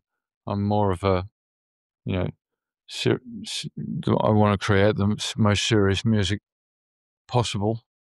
Probably a bit too serious, but anyway. And also a Mick Warmonger was filling in also at this time period. Yeah, because Steve didn't have any time to contribute to the band. I met Mick at again Smoke Dreams, and having that guy in the band until he had to leave was quite an effort. He was in the band for at least 18 months, and it was quite an effort to keep him there. Sometimes he wouldn't show up. He showed up to all the gigs all right, and he was a bit emotional, and he would have troubles getting along with Andrew, and so it wasn't the best thing to be in. But he left the band in when was it? Yeah, 2002. That's when you get Max in the band. Yeah, that's right. We got Max and Valak in the band on bass. That's and Max was from the New Zealand band, Coven. Yeah, Valak was too, by the way. Although, he moved to Australia, and Coven pretty much became Anarazel, which was the band that my mate Dean was the vocalist of. And that was a sort of a merger between those two bands. And Max, before he left New Zealand, he did session vocals for a band called Reticence, and that ended up coming out eventually as well. And then he joined Abominator. There was a bit of training required. I did have to get him to lower the tone of his black metal vocals because they were a bit too high. He was too used to doing this high screaming, and it's like, it's a little bit obnoxious, especially when my style's a bit more shouty, more mid-range. Yeah, you guys also, I wanted to ask you about that because, through the years, you guys get tagged sometimes as war metal or black metal or thrash or death. What, in your opinion, like Abominator, I know now you consider it black metal, right? What is your opinion on those tags? Well, I don't like black and death thrash because that just sounds like a dog's breakfast. No one knows that's very ambiguous. No one knows exactly what you play if you're going to call it that. And it's a lot of that now too. You notice that everything is black thrash. It's like a lot of people, they just want to include all these different genre tags in your description because they can't put their finger on it. Or you've got elements of all of that in it. Okay, but there's one consistent direction that you go in so you can come up with the proper description. Some people don't know how to describe anything. But I'm not sure about war metal. I mean, because that was kind of used by, goat penis and like that, but they were actually singing about war and weapons of war along with other stuff, even though that wasn't what they started out necessarily doing. You've got all these bands, and then you had bands like Hail of Bullets, although I just call that standard death metal. I wouldn't call that war metal. Yeah, but when you're talking about that, you've got to be, I mean, I don't mind Black Death. Black Death sort of suits it because that's how people sort of described that style when it was forming at the beginning of the 1990s. But I don't like, you know, it's like, it's similar to when all these people come along and, you know, they throw the term death metal around loosely when they don't even know what it is. It's very similar to that. Definitely. You guys go in 2002, obviously, to St. Andrews Studios in Melbourne. How is the chemistry now that you have Alex and Max in the band? At this time period, 2002, is the band, you know, how is the inner chemistry in there? Yeah. Well, we were getting there. We had, yeah, the first show I think we played was in support to Mayhem in Sydney, of all places, because, like, yeah, it was really topsy-turvy. Like, Sydney got Melbourne what Melbourne should have had for supports, and Melbourne got what Sydney should have had for supports. That was Daniel from Modern Invasion's crazy idea, another one. And yeah, so that the chemistry in that band was quite good until, you know, a couple of things happened. I can't really talk about people like, and, you know, their faults or anything like that. You know, it'll probably come back at me at some point. I wouldn't want that. Yeah, you say whatever you want on this show, man. We never try to stir the pot, so whatever you feel. Yeah, it's just like some people we've had to work with over the years, like you know, that nobody's perfect. That's all I'll say. Yeah, again, you guys go into St. Andrews Studios in Melbourne to do the Descent record. And what memories do you have of that recording session? The lineup we were just talking about. So there was me, Andrew, Max, and Valak. And Max, that was the only album I didn't do most of the vocals for. Like, Max did most of the vocals for that particular album. And At one time, was the title, so the track Cascading Carnage, was that going to be the working title for the record at one point? yeah, it was. That's what I was thinking of. But you know, I sort of came up with something a little bit less generic, or, well, a little bit darker, because that's what we were sort of aiming for on that album. You know, although it's always going to be labeled as, you know, war metal or, you know, whatever by certain people. Yeah. And 2002, I mentioned Destructor earlier. Like I said, we had Glenn on the show. 2002, you play drums on Destructor's 2002 7-inch EP, Brutal Desecration, also done at St. Andrews with Mark McCormick. How'd you get involved with Glenn and Destructor? Well, I met Destructor.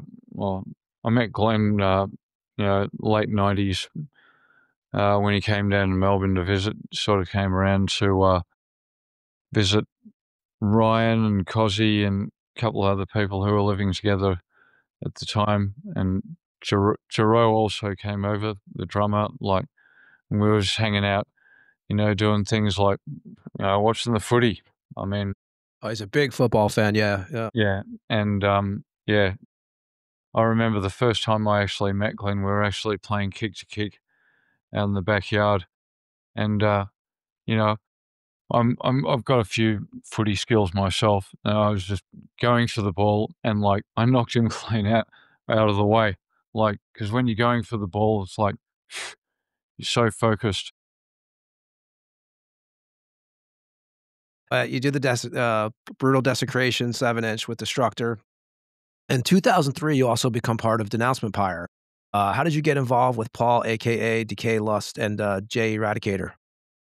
I think I was just I met them at a show, and you know, they were sort of young dudes who, and, like, I had a concept I sort of wanted to push at the time, and those guys, that they were really keen to do it, and you know, they were also really keen to get their own legacy going, and so, yeah, I just hooked up with them, and we just jammed throughout 2004. I did that recording, a few live shows, and Yeah, because the first release you guys did was what? Storm to the End All Wars, the 4-song demo. That includes the intro also.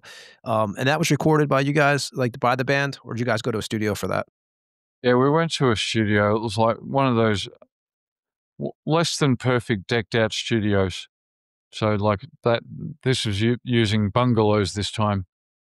So maybe I mean, I think for that sort of thing, an enclosed house is definitely a better thing. You guys are doing gigs in 2004 with a live bassist, Luke. What was the first official show you had with the band? And were you guys very active live early on? Yeah, the first official show, I think the first show we ever played, I think it might have been in Bendigo, which is where Destructor were from. It's like a town in rural Victoria. And yeah, that was a good show. Bit of a crowd, and yeah, bit of a party afterwards. Were you guys doing a lot of shows? Not a lot, but we did quite a few. Like we did a few in Melbourne. We even did a show in Sydney in mid 2005. That was the Bloodlust Festival, I think it was. Unfortunately, that was the last time that festival was around because I think the guy ran out of money, and a lot of the fans are just like, just complaining about, oh, last year's show was better. We had Deeds of Flesh, and like this year you didn't have any international bands. It's like, come on, like local bands, that's what you should be showing up for anyway. You shouldn't be, worried too much if overseas band plays or not. You guys, speaking of shows, you guys did a live tape too on a Brazilian label. That was at that venue you mentioned earlier, the Tote in 2005. The gig was recorded from. Right. Yeah. And that came out on the Undead Productions out of Brazil. And 2004, Max leaves the Abominator. What was the reason he left? He actually went back to New Zealand. I think he was in this kind of damaging relationship with this woman, or who could best be described as the succubus. So that sort of ended it. Like he really didn't do himself any favors by getting with that person. And like the relationship ended. He ended up going back to New Zealand. He didn't really have anywhere else to go. And like, I think he lied to me about it. So it's unclear as to what exactly happened. But I wasn't too happy about it. And I did say a few things about him, like he didn't like. I think he told someone that he wanted to kill me and Andrew, but like that didn't get far. So yeah. And you're back on vocals at this point when Yep. when this happens. Yeah, and in fact, after 2006, or after 2005, we actually went on hold for a while. After the fourth album, we didn't even know if we were going to continue it after that point. Because obviously Andrew is very particular about the kind of people he worked with, and at that time he was getting particular about me, which was okay. There were some, I always look to improve what I'm doing in these situations, so I don't mind a bit of criticism. But yeah, we took a break and we went off and did separate death metal bands. If I pronounce these names wrong, I apologize. And Sanguinas. You do two recordings, right, with Ungrund. And how'd you get involved with those bands? You're doing drums in that, correct? Yeah, the band is actually called Urgrund. All right, that's a funny way of saying that. It's a German word that means ancient earth.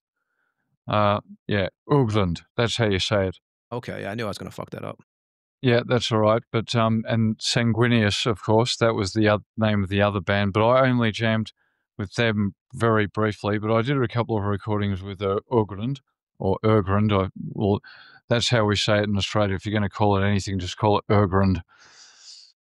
And you did that 2005 record with them, Unchangeable Fate, and you did the 2007 record with them. And then 2006, you also become a longtime member of the death metal band Ignivomous. Yeah, Ignivomous. That was my idea again. Like I just asked JL Edwards if he wanted to do this band, and Rodney Keel was also there as well. He was also in Excarnated, which had recently called it a day. And I just said, I want to do this band, and let's write some material. Yeah, so we concentrated on that for about 6 months, and then we recorded our first demo. You guys did a demo in 2007, an EP called Eroded Void of Salvation in 2008, a split 7-inch in 2008 on Nuclear War Now Productions, and then you guys did 3 full lengths. Was the band active? Like, was the band a live band, and why did you guys end? Well, it was a live band. We started in 2007. Our first gig was with Stargazer and Defiled from Japan. And yeah, we played a few shows. In 2008, Rodney left the band. We were a 3-piece for a bit. Then we got Dave Adelberg on session guitar. And then we did the Nuclear War Now Fest in Berlin, and as well as a show in Dublin. That was going really well for quite some time.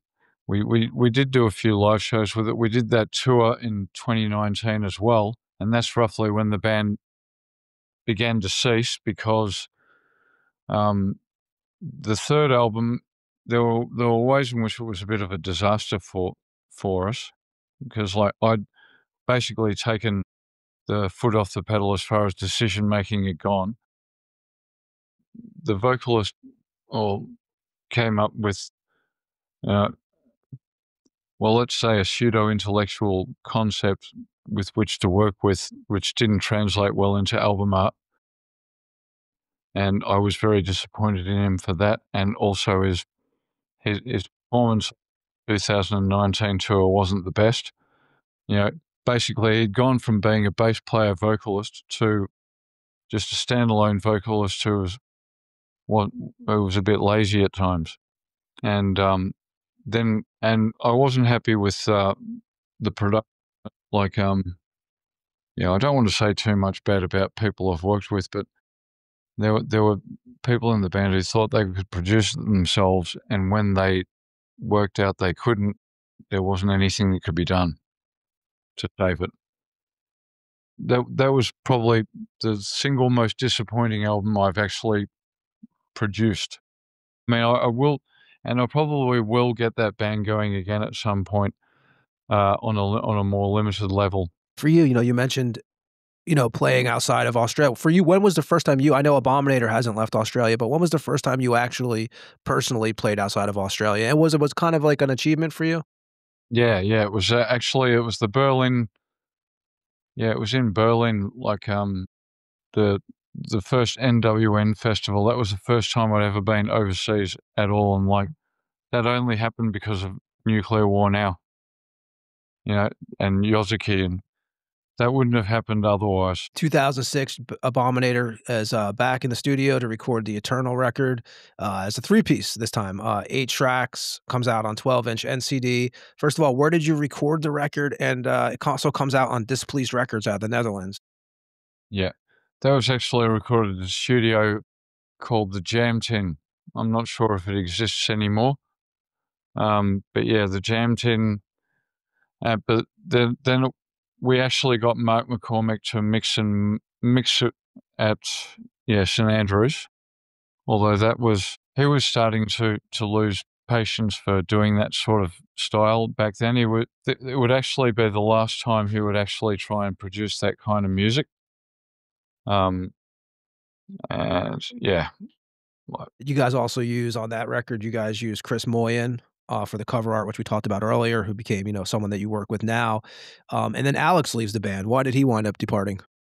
Oh, well, Valak, I think at the time we were just, because we'd gone on hold, and we were going off just going our separate ways for a little while, doing other projects, and Valak ended up going somewhere. I think he ended up going overseas for a bit, but he was he was involved with Elizabeth, and they started the band called Volkmar, which is not the kind of black metal or death metal that we're doing, but sort of more gothic type stuff.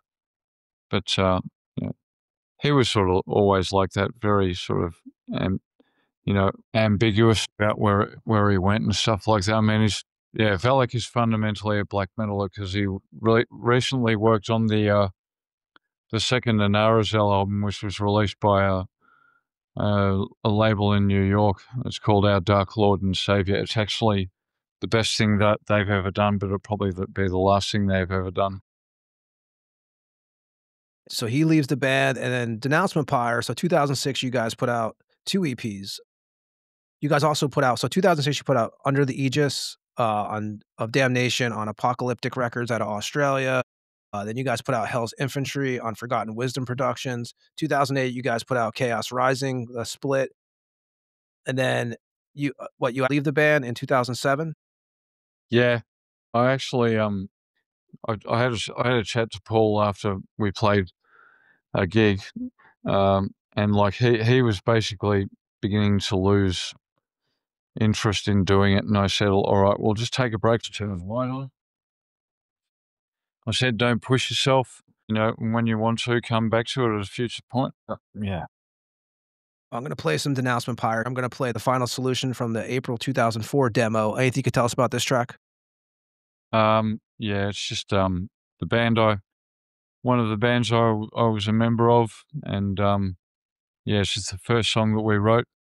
It's pretty basic by any other standards.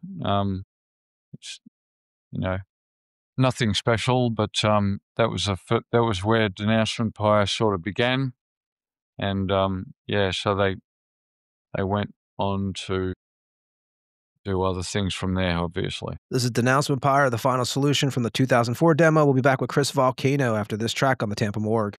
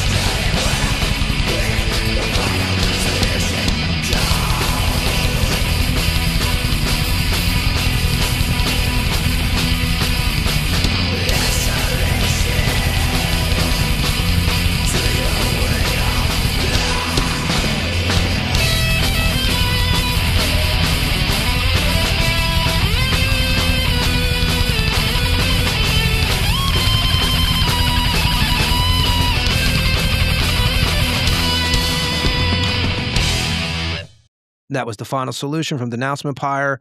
2010, Nuclear War Now Productions puts out a Barbarian War Worship compilation, double vinyl. Yeah, so it's what, old demos and bonus tracks on that? Yep. That's yeah, both demos plus 3 tracks that were previously rare.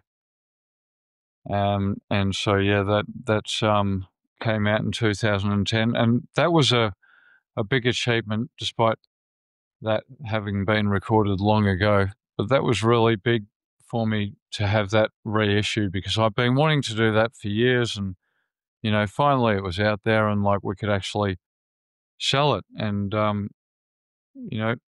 but I will say, like, there are some people make questionable decisions to withhold things, or they have made questionable decisions as to withhold things in this band, and like that finally came out, and it was a big relief for us, or for me it was anyway. Out of all the labels you dealt with, I know you dealt with Nuclear War Now, Osmos, who was one of the best labels outside of Hell's Headbangers that you've dealt with personally? Yeah, I'd have to say Nuclear War Now. I mean, that was an exciting label to work for, although Yozuki has a certain way of doing things, but like that's fine.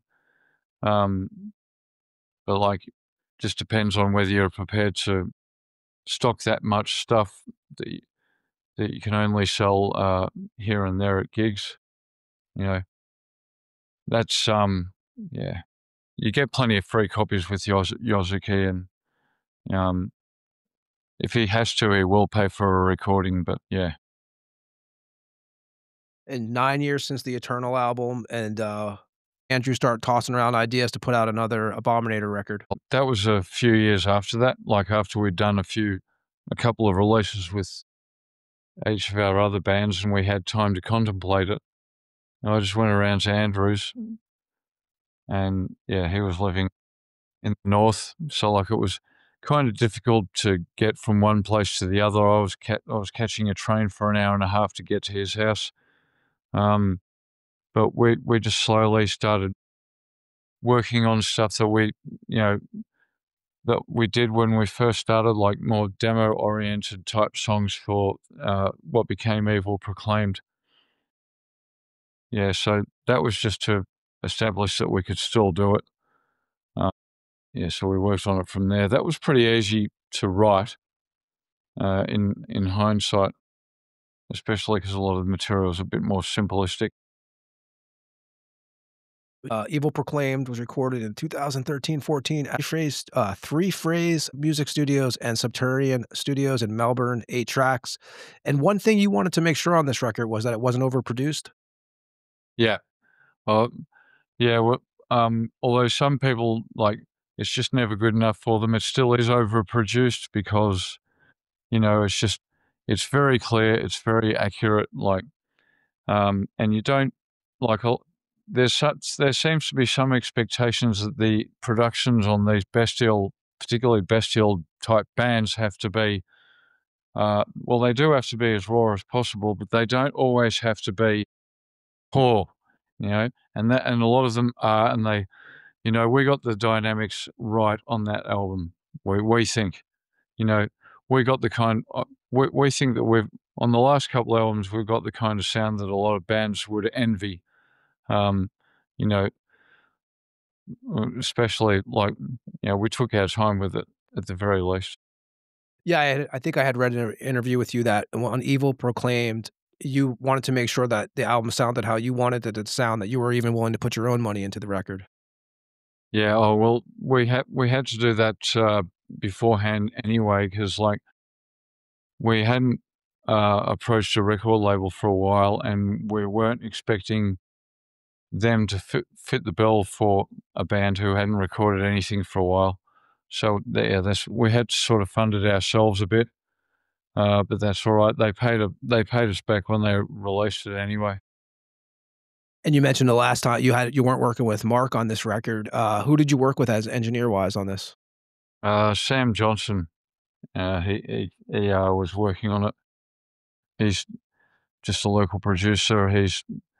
He was doing Three Phase Studios at the time, but then he opened another studio called Holes in Corners, which was in South Melbourne. Now, the only problem with that is that that area is very low-lying and, you know, prone to flash flooding.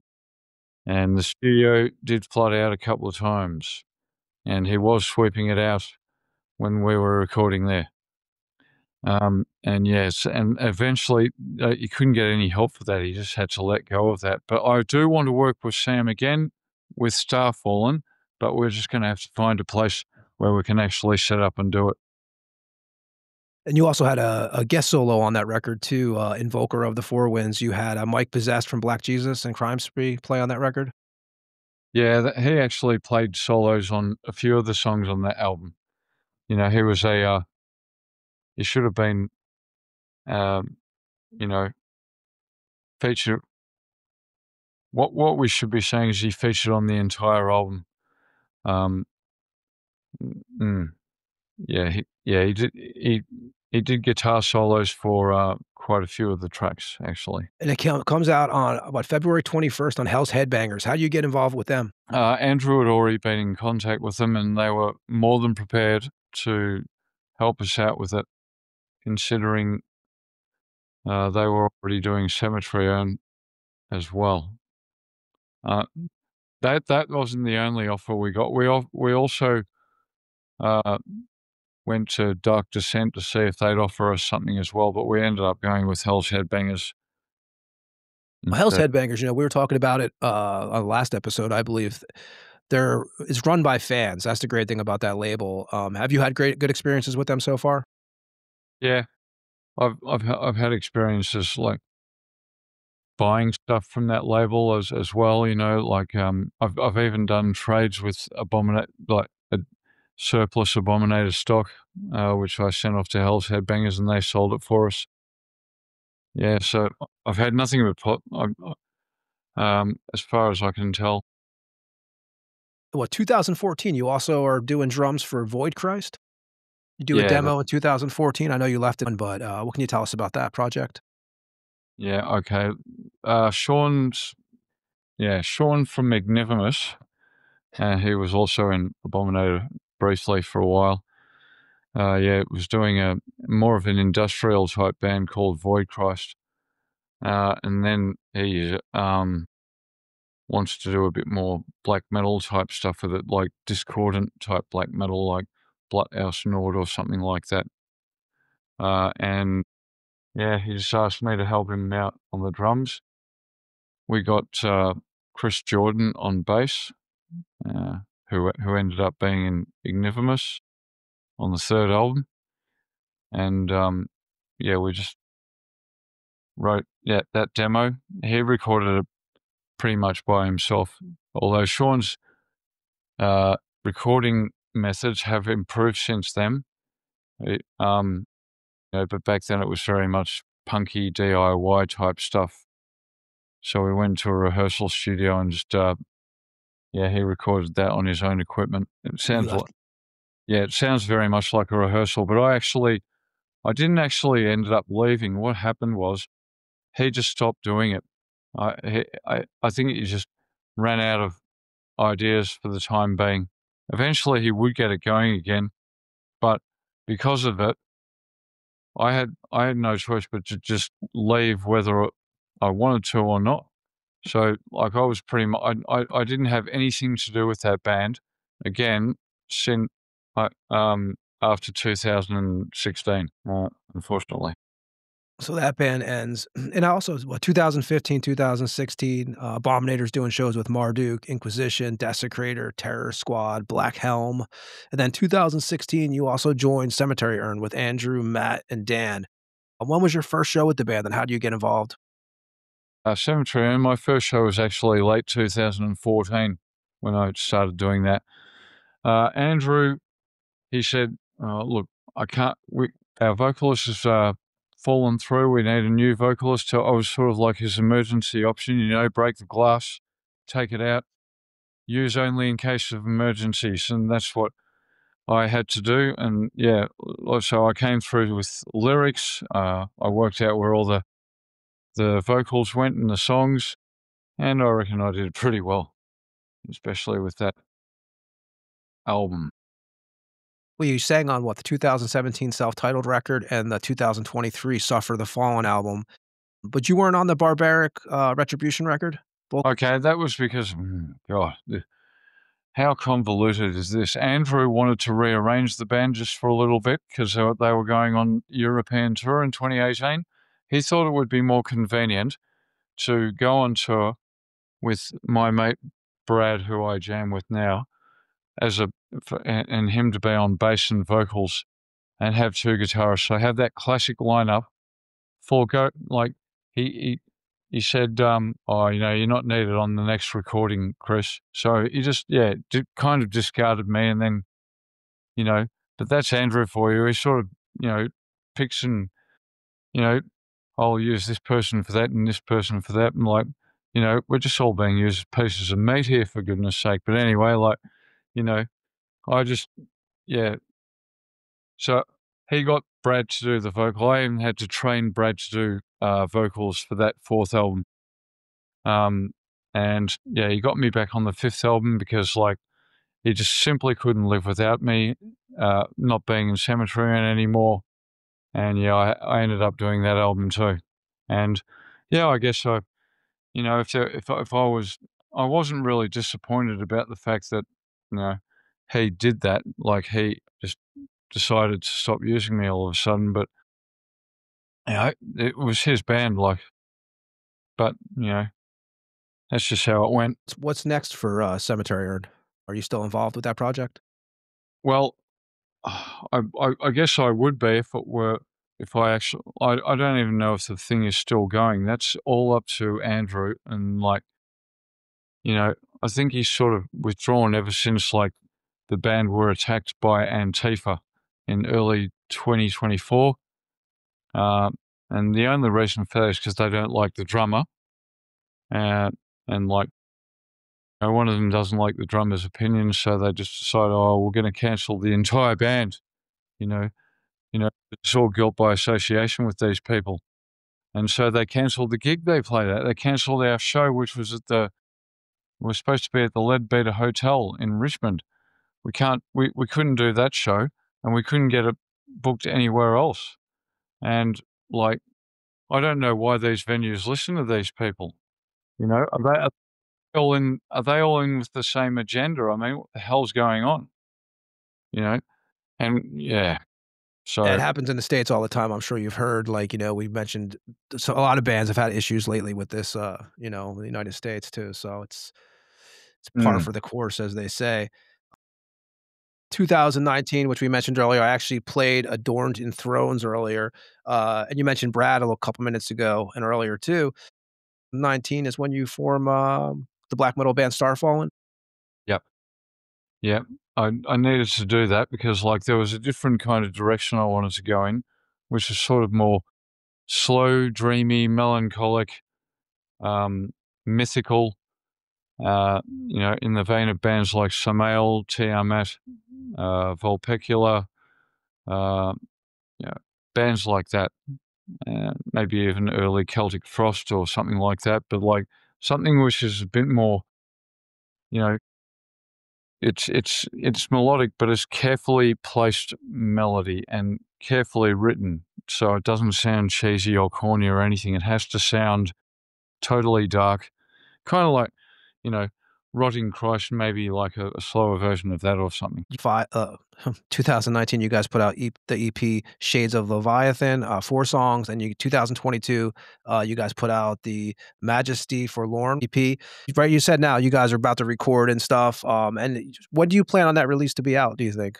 What is are you going to be looking for a label, shopping it and stuff? What is your goal for that, the next Starfallen release? Yeah, the goal is to record it first. We could probably fund it using our own money, and then we would then either shop it out to labels, or we would just get Seance Records to release it, which is from Sydney. They released our 2 demo tapes. That wouldn't be so bad. I mean, their distribution has been increasing ever so slightly over the years. But having said that, we are a long way away from the rest of the world, and it's hard to get promotion.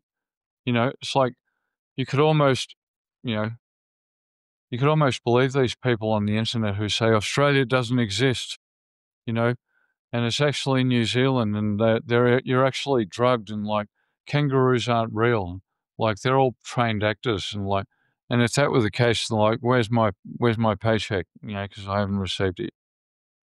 Mm. Yeah. And that takes us to the new Abominator record, which is a fucking killer record. And the word I think of is relentless with this album. The Fire Brethren, out on October 31st on Hell's Headbangers, came out on CD, LP, and tape. The first record in 10 years from the band. And first of all, the 10 years, which I think you can kind of figure out why it took 10 years from listening to this interview. What's your thoughts on this record first before we get into where you recorded it at and stuff? Well, it may have taken some time for it all to happen, but I'm actually quite happy with it now. It's actually turned out to be worth it because it is a relentless album, and it is something which people would still listen to and find it hard to pull themselves away from, you know, as in some of the comments that we've gotten so far. So I'm very happy, like, with the comments from the people who know what they're talking about. But there just seems to be way too many people who know nothing about it. Of course, I'd like that to change, but, you know, when I get something else going, then, yeah. Well, we haven't even started discussing that yet, but anyway. And you, for this record, you guys go into Toyland Studios? Yep. Yeah, I actually recorded the drums at Holes in Corners prior to it flooding. And then we couldn't continue it there. And Andrew was deciding, okay, what do I want to do with this? All right, you're going to this studio, which is a different studio again. You're going to Hellfire Studios with Bo Remming from Persecution, the old Melbourne band. And yeah, I did the vocals at that studio. All I had to do was, you know, buy a slab of, you know, yeah, Bundaberg, or no, Jim Beam and Coke, or Jack Daniels and Coke, or whatever, like just a slab of it. That's 24 cans, by the way. So yeah, that's all I had to do. And yeah, well, then after that, it was like, oh, I changed my mind. I want to go to Toyland Studios. It's like, yeah, whatever, you know. Okay, let's go there. You know, so we went to yeah, Toyland Studios and completed it there. Who was the engineer on this one? Adam Kalatzis. And he did the mixing and mastering because he did all that in the same studio. And you and Andrew wanted, on this release, you guys wanted to progress since the Evil Proclaimed record, but you also still wanted to keep that rawness? Mm-hmm. Yep, like we certainly achieved that because we got the sound, and we also, but the writing process, yeah, that was done particularly well. That was done meticulously. We wanted to maintain the rawness, but we wanted the album to be a bit longer because we know that's what we've been capable of doing in the past. And more recently, bands of that kind have been releasing longer albums, like, say, Titan Blood or something like that. Have been releasing albums longer than 45 minutes. Where did you come up with the title, The Fire Brethren? I saw like one place I did get it from was from an old fanzine in the early 90s. I can't remember what it was called, but I think it was a Greek publication, just one of those fanzines, and they had they had an article on Demon Sea, which is the first time I ever heard of that particular band. And they said, yeah, I got this rehearsal tape from my Fire brother. And I go, okay. And yeah, so you change that around a bit and you get the Fire brother, and yeah, and an interesting lyrical concepts as well. And so I've heard with this record too, now obviously it's just you and Andrew now at this time period. There's no more live shows for the band. And unfortunately, I heard, is this the last Abominator record that we're going to see? It could be, unless something drastic happens, or Andrew wants to record or Andrew wants to write the next album all by himself, which I highly doubt because he's preoccupied with yet another project now, and he's at the moment it appears he's doing that in place of Cemetery Urn, but that's got more to, so he just wants to experiment at this time. He doesn't want to stick to the same old thing. So yeah, Cemetery Urn, I think that's on hold. I won't say it's completely dead, but it's most likely on hold at this point. But yeah, I want to talk about the new project you're working on too before we let you go here in a couple minutes. With you and Andrew, do you feel like it's kind of like a brother relationship where there's like, after some time you kind of, it goes all over the place, a lot of ups and downs? You could say that. We are sort of like brothers since we've been working together for so long, and we have been mates and hanging out and all of that. But sometimes these arrangements, depending on your circumstances, they change. Like nowadays, Andrew has a family, he has a business to run, which has to make a certain amount of money per month. He's got a mortgage. These things take up a lot of your time and a lot of your energy. And, he said he'd never change, but it's taking its toll. Let's talk about, you have a new project you're working on. I don't know what you could tell us about it or what you want to share about it. But yeah, what's going on? What are you working on now after Abominator? Well, I'm working on this new band. I'll say it's Abominator under a new name because it's the exact same direction, just different members.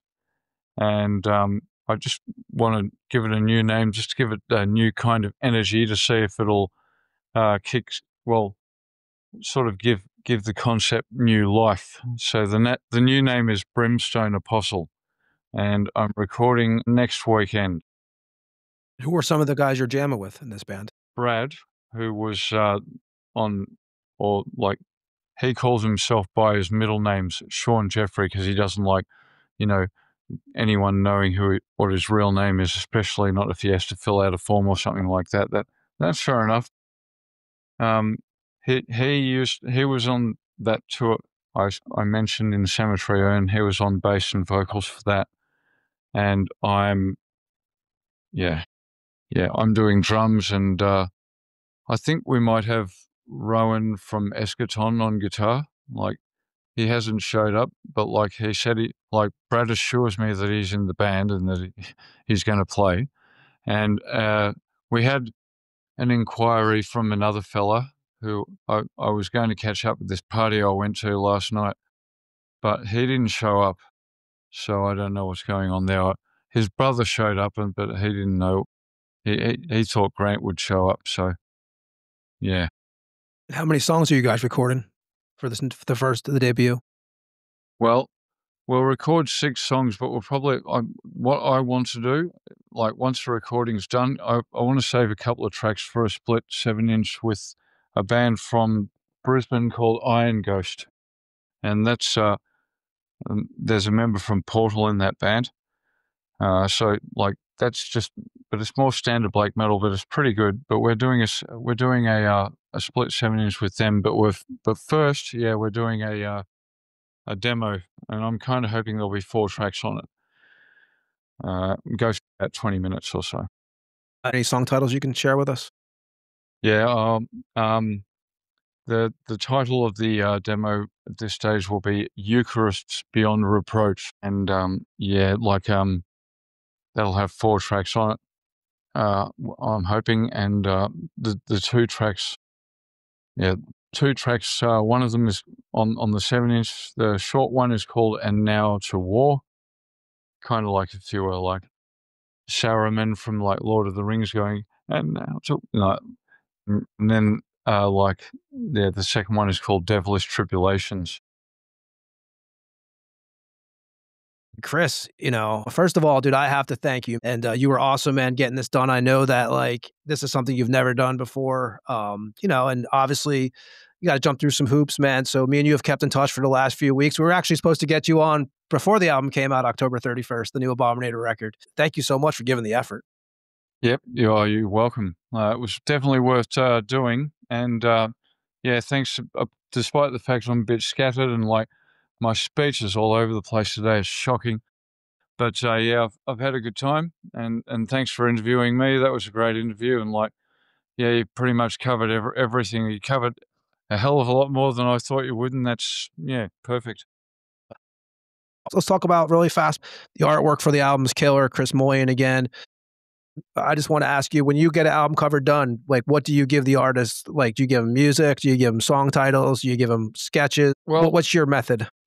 Well, once he gets to know your band a bit, like, he's got a fairly good idea of what to draw. But I did give him a few ideas. Like, for example, I told him, like, yeah, there was a particular type of artwork, the Litany to Satan or something like that. Like, it's got this, you know, goat and with fire and all this kind of stuff. Like, just one of those old occult drawings that you've probably seen on an occult book or something like that. But I told him I want something similar to this, with a bit of this and a bit of that. You know, like a bit of, you know, you give them as a salad menu basically, and just tell them what to work from there. You know, because he won't come up with a salad or come up with something that looks good. Play Progenitors of the Insurrection of Satan off the record, which is a great track. Anything you could tell us about this song? Yeah, this is probably one of our most progressive songs yet, especially when we're playing it, you know, lightning pace. Yeah, this is a very long and thought out composition. Like, it's progressive, so it goes for about 7.5 minutes. It might be a bit too extreme for a lot of people because it's so long and relentless, but it's very cleverly written and spaced out. So we're kind of hoping that it'll stand the test of time and not destroy time itself. You go. And anybody wants to find anything to do with Abominator, where would you send them? You guys have a Facebook page. I do know that. You guys don't do Instagram and stuff, correct? Yeah, we haven't really ever been big on social media, but I think we are there on Facebook somewhere. Well, there's something of us on the internet. We used to have a website ages ago, which got taken over by, you know, it was used to advertise porn eventually, so we got rid of it. Yeah, and yeah, so yeah, I'll tell you what, once those Russians get hold of your website, anything happens to it. But anyway. And again, dude, much respect. Killer new record. Looking forward to the future music you're creating, and anything you ever need from us, just let me know, and of course we'll promote it for you. Thanks a lot, Tony. I'll see you soon, mate. Yes, definitely. And I'll say goodbye to you in a moment. Everybody else, this is from the October 31st record that came out on Hell's Headbangers from Abominator. The Fire Brethren is the name of the record, and the song is called Progenitors of the Insurrection of Satan, and we'll be back on the Tampa Morgue after this track. Thanks again, brother.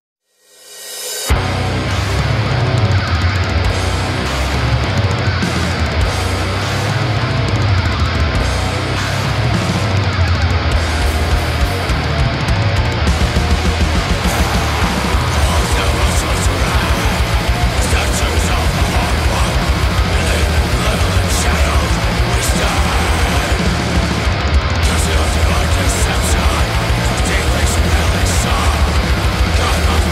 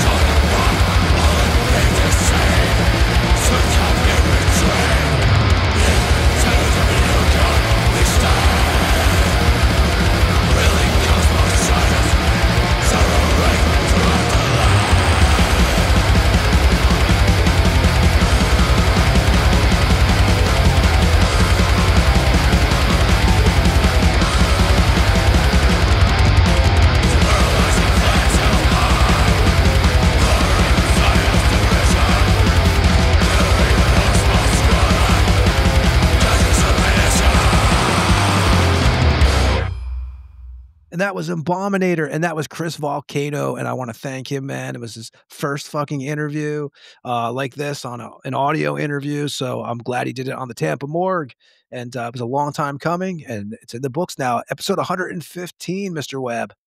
Yep. Another one down. Just think, we'll be at 200 before we know it. Isn't that scary? Because I remember you used to say, oh, you'd be like, oh, we're up at 100 before you know. And I always think to myself, it feels like just yesterday that we had Terry Butler on doing episode 100. Yeah. Yep. 15 episodes have flown by. I mean, think about that. That's generally we put one a week. So that's 15 weeks. I know. I need to figure out February too, because I'll be traveling to Tampa. I need to like, there may be a week or two where we take off to kind of like, but I keep on saying that, but we don't seem to do that. I mean, bro, I remember we were taking a day off, a week off when you were here last year, and we wound up setting one up to do just ourselves, I believe. Oh, my power died in half the fucking you had house. half the power in the house that you were renting, and it was like, just like the hurricanes when I was getting zapped off during the, I think it was Tony Dolan, if I remember right. Oh yeah, when the actually fucking during hurricane, the interview, you were getting, I got hit by a zapped. hurricane. Yep, I got zapped off. The power went out, and I lost my fucking Wi-Fi, and I had to reconnect using my hotspot on my phone. So it was a nightmare, man. But we always power through this shit, and we try to keep an episode a week. In the beginning, I think we were doing a couple. We were. There was a couple times we put like 2 episodes up in like 10 days, and now we're like, okay, let's spread it out a little bit. Well, there's no reason to, like if this was our main thing, like Joe Rogan, where he's doing this and he'll, because he goes hunting for sometimes getting 3 or 4 paychecks too. Yeah, he goes hunting for 3 or 4 weeks at a time. So he'll put up episodes like we would to bide the time, and then you just go whack. But he's got thousands of interviews, you know what I mean? So unless you listen to him every fucking day in and day out, you could go back and catch up on his shit. Here we got 115, which the crux of ours are what? 2 to 3 hours at the minimum. 2.5 hours, like an average. I don't think, aside from a couple of solo shows we did, I don't think we have any interview under 2 hours that I can recall. Like, I can't think of anybody we've ever had under 2 hours. And they're never planned. Like, we don't know if it's going to be a half an hour. Well, usually if you have a band with some history, it's going to be a decent time period. But we never, for us, we don't know if it's going to be an hour. It's going to be 2 hours. I mean, shit. Well, we don't have a, we're not on a time schedule, so we don't have a timer sitting here going, where I'm giving you signals that we're at 2 hours, got to cut to shit. You know what I mean? It goes the way it goes. Sometimes you could get through somebody's history pretty quick. And sometimes there's a lot of dialogue. I mean, and I say this with the utmost respect, a lot of foreign people have a lot of dialogue, and that's an awesome thing. I think the more you talk, the more you learn about somebody. Some people are willing to give you their whole life in a book, and some people don't want to tell you shit. So, I mean, it's know. crazy. I mean, and there's, there's no plan to the game. We just kind of sign on and it goes as it goes. But the thing we do know is that we always want the listener to learn something when they listen to the show and take something from it. So whether you're listening now and me and Ed are 6 feet underground already, that is the goal of the show, is that it can last the test of time. Kind of like when you take those time capsules and put them in the backyard when you're a kid and dig them up, right? Yep, pretty much. As long as the internet's alive, you'll be able to hear this shit. 80s. Yeah, exactly. Yeah, as long as we have internet, you'll be able to hear this shit. You'll be able to see it and whatever. Unless the world blows up, or maybe I wonder if robots will listen one day, because that is the future, right? It'll be robots ever taking over. So I wonder if robots will actually, if they'll listen to our show. Yeah, they'll be like, we love that Tampa Morgue. Exactly, Johnny 5. Yeah. But Ed, I say we get the hell out of here, because you know what? We're going to be back in actually, me and you will be back twice coming up in a couple days. So it's a busy week. Get ready for the Tampa Morgue. Very busy. I got a fucking ultra busy week. outside of the Tampa Morgue. Yes, which eventually we'll update you all on, but we can say nothing right now. So, well, it's monstrosity related. I'll just Yes. give you that. So it's definitely, and no, we're not playing any shows. Yes, So but it's just, monstrosity. yeah, that's it. That's all you get. But soon the veil will be unlifted. I mean, we're in November, December, the end of December, early January. It's going to be full tilt football, and you'll know it's on. Yeah. And next week we have W. Horror Preacher coming on from Vomit Angel out of Finland, Mask of Satan and the Watcher. And then again after that, next week we have Tony Thomas, aka Tempter from Witch Vomit and Torture Rack. And Ed, where can they find us at? Can we come up with some cool names like, fucking Dick Tickle or something? We got to come up with some cool names, man, because Tormentor and fucking all these Whorehouse and all these cool names, man. We got to come up with some cool names for us. Like Dick Trickle. Oh, I know he's a car racer, but something cool like that. So we're, Ed the Carcass Eater or something like that. I know. I've been thinking. I'm like, man, that was the one thing growing up I never thought about in music, like coming up with a cool nickname. Like Dawn of the Dead is a great name, right? Yeah, or King Fowley. King you know Fowley. what I mean? The name works. You know what I mean? Or just there's names. Mantis. Kronos. Yes. You know what I mean? Abaddon. That's just names that fucking we have Tony and Ed. Tom Angel Ripper. You know what I mean? It's just but you got a cool last name at least. You got Webb. I got Anderson. I'm like a fucking window, and you got fucking you got the whole Spider fucking. I could dress up in my Spidey outfit and fucking. Well, cool is definitely not us. We know that. So yeah, for sure. But yeah, you can find us on Spotify, Apple. Anywhere there's podcast, everywhere there's podcast. I haven't found a place that somehow we snuck on their platform. I don't know. It's awesome though.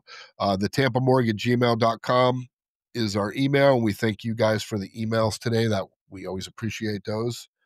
And yeah, Instagram is probably the best place for all the social media stuff. It is popping off. I have not seen that kind of growth. From a no-name, nothing show like this, like we're seeing on our Instagram. We're getting more views in the last couple months than I could have ever expected, and it's appreciated. I mean, really.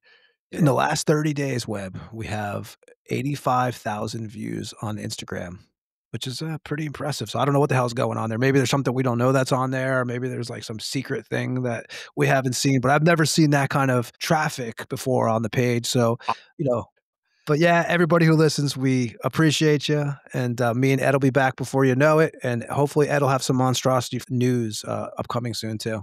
Yep. I'm hoping that will be the case. And Mr. Chris Volcano, if you're listening still, or thank you very much for hanging, man. New Abominator Records killer. If you guys haven't heard it, The Fire Brethren came out October 31st on Hell's Headbangers. And it is, like I said, a relentless record. But we'll see you next week. Ed, have a good one, man. You too, brother. Peace. See ya. This is King Fowley from Deceased, and you just listened to another episode of the Tampa Morgue. Tune in next week and stay fucking dead.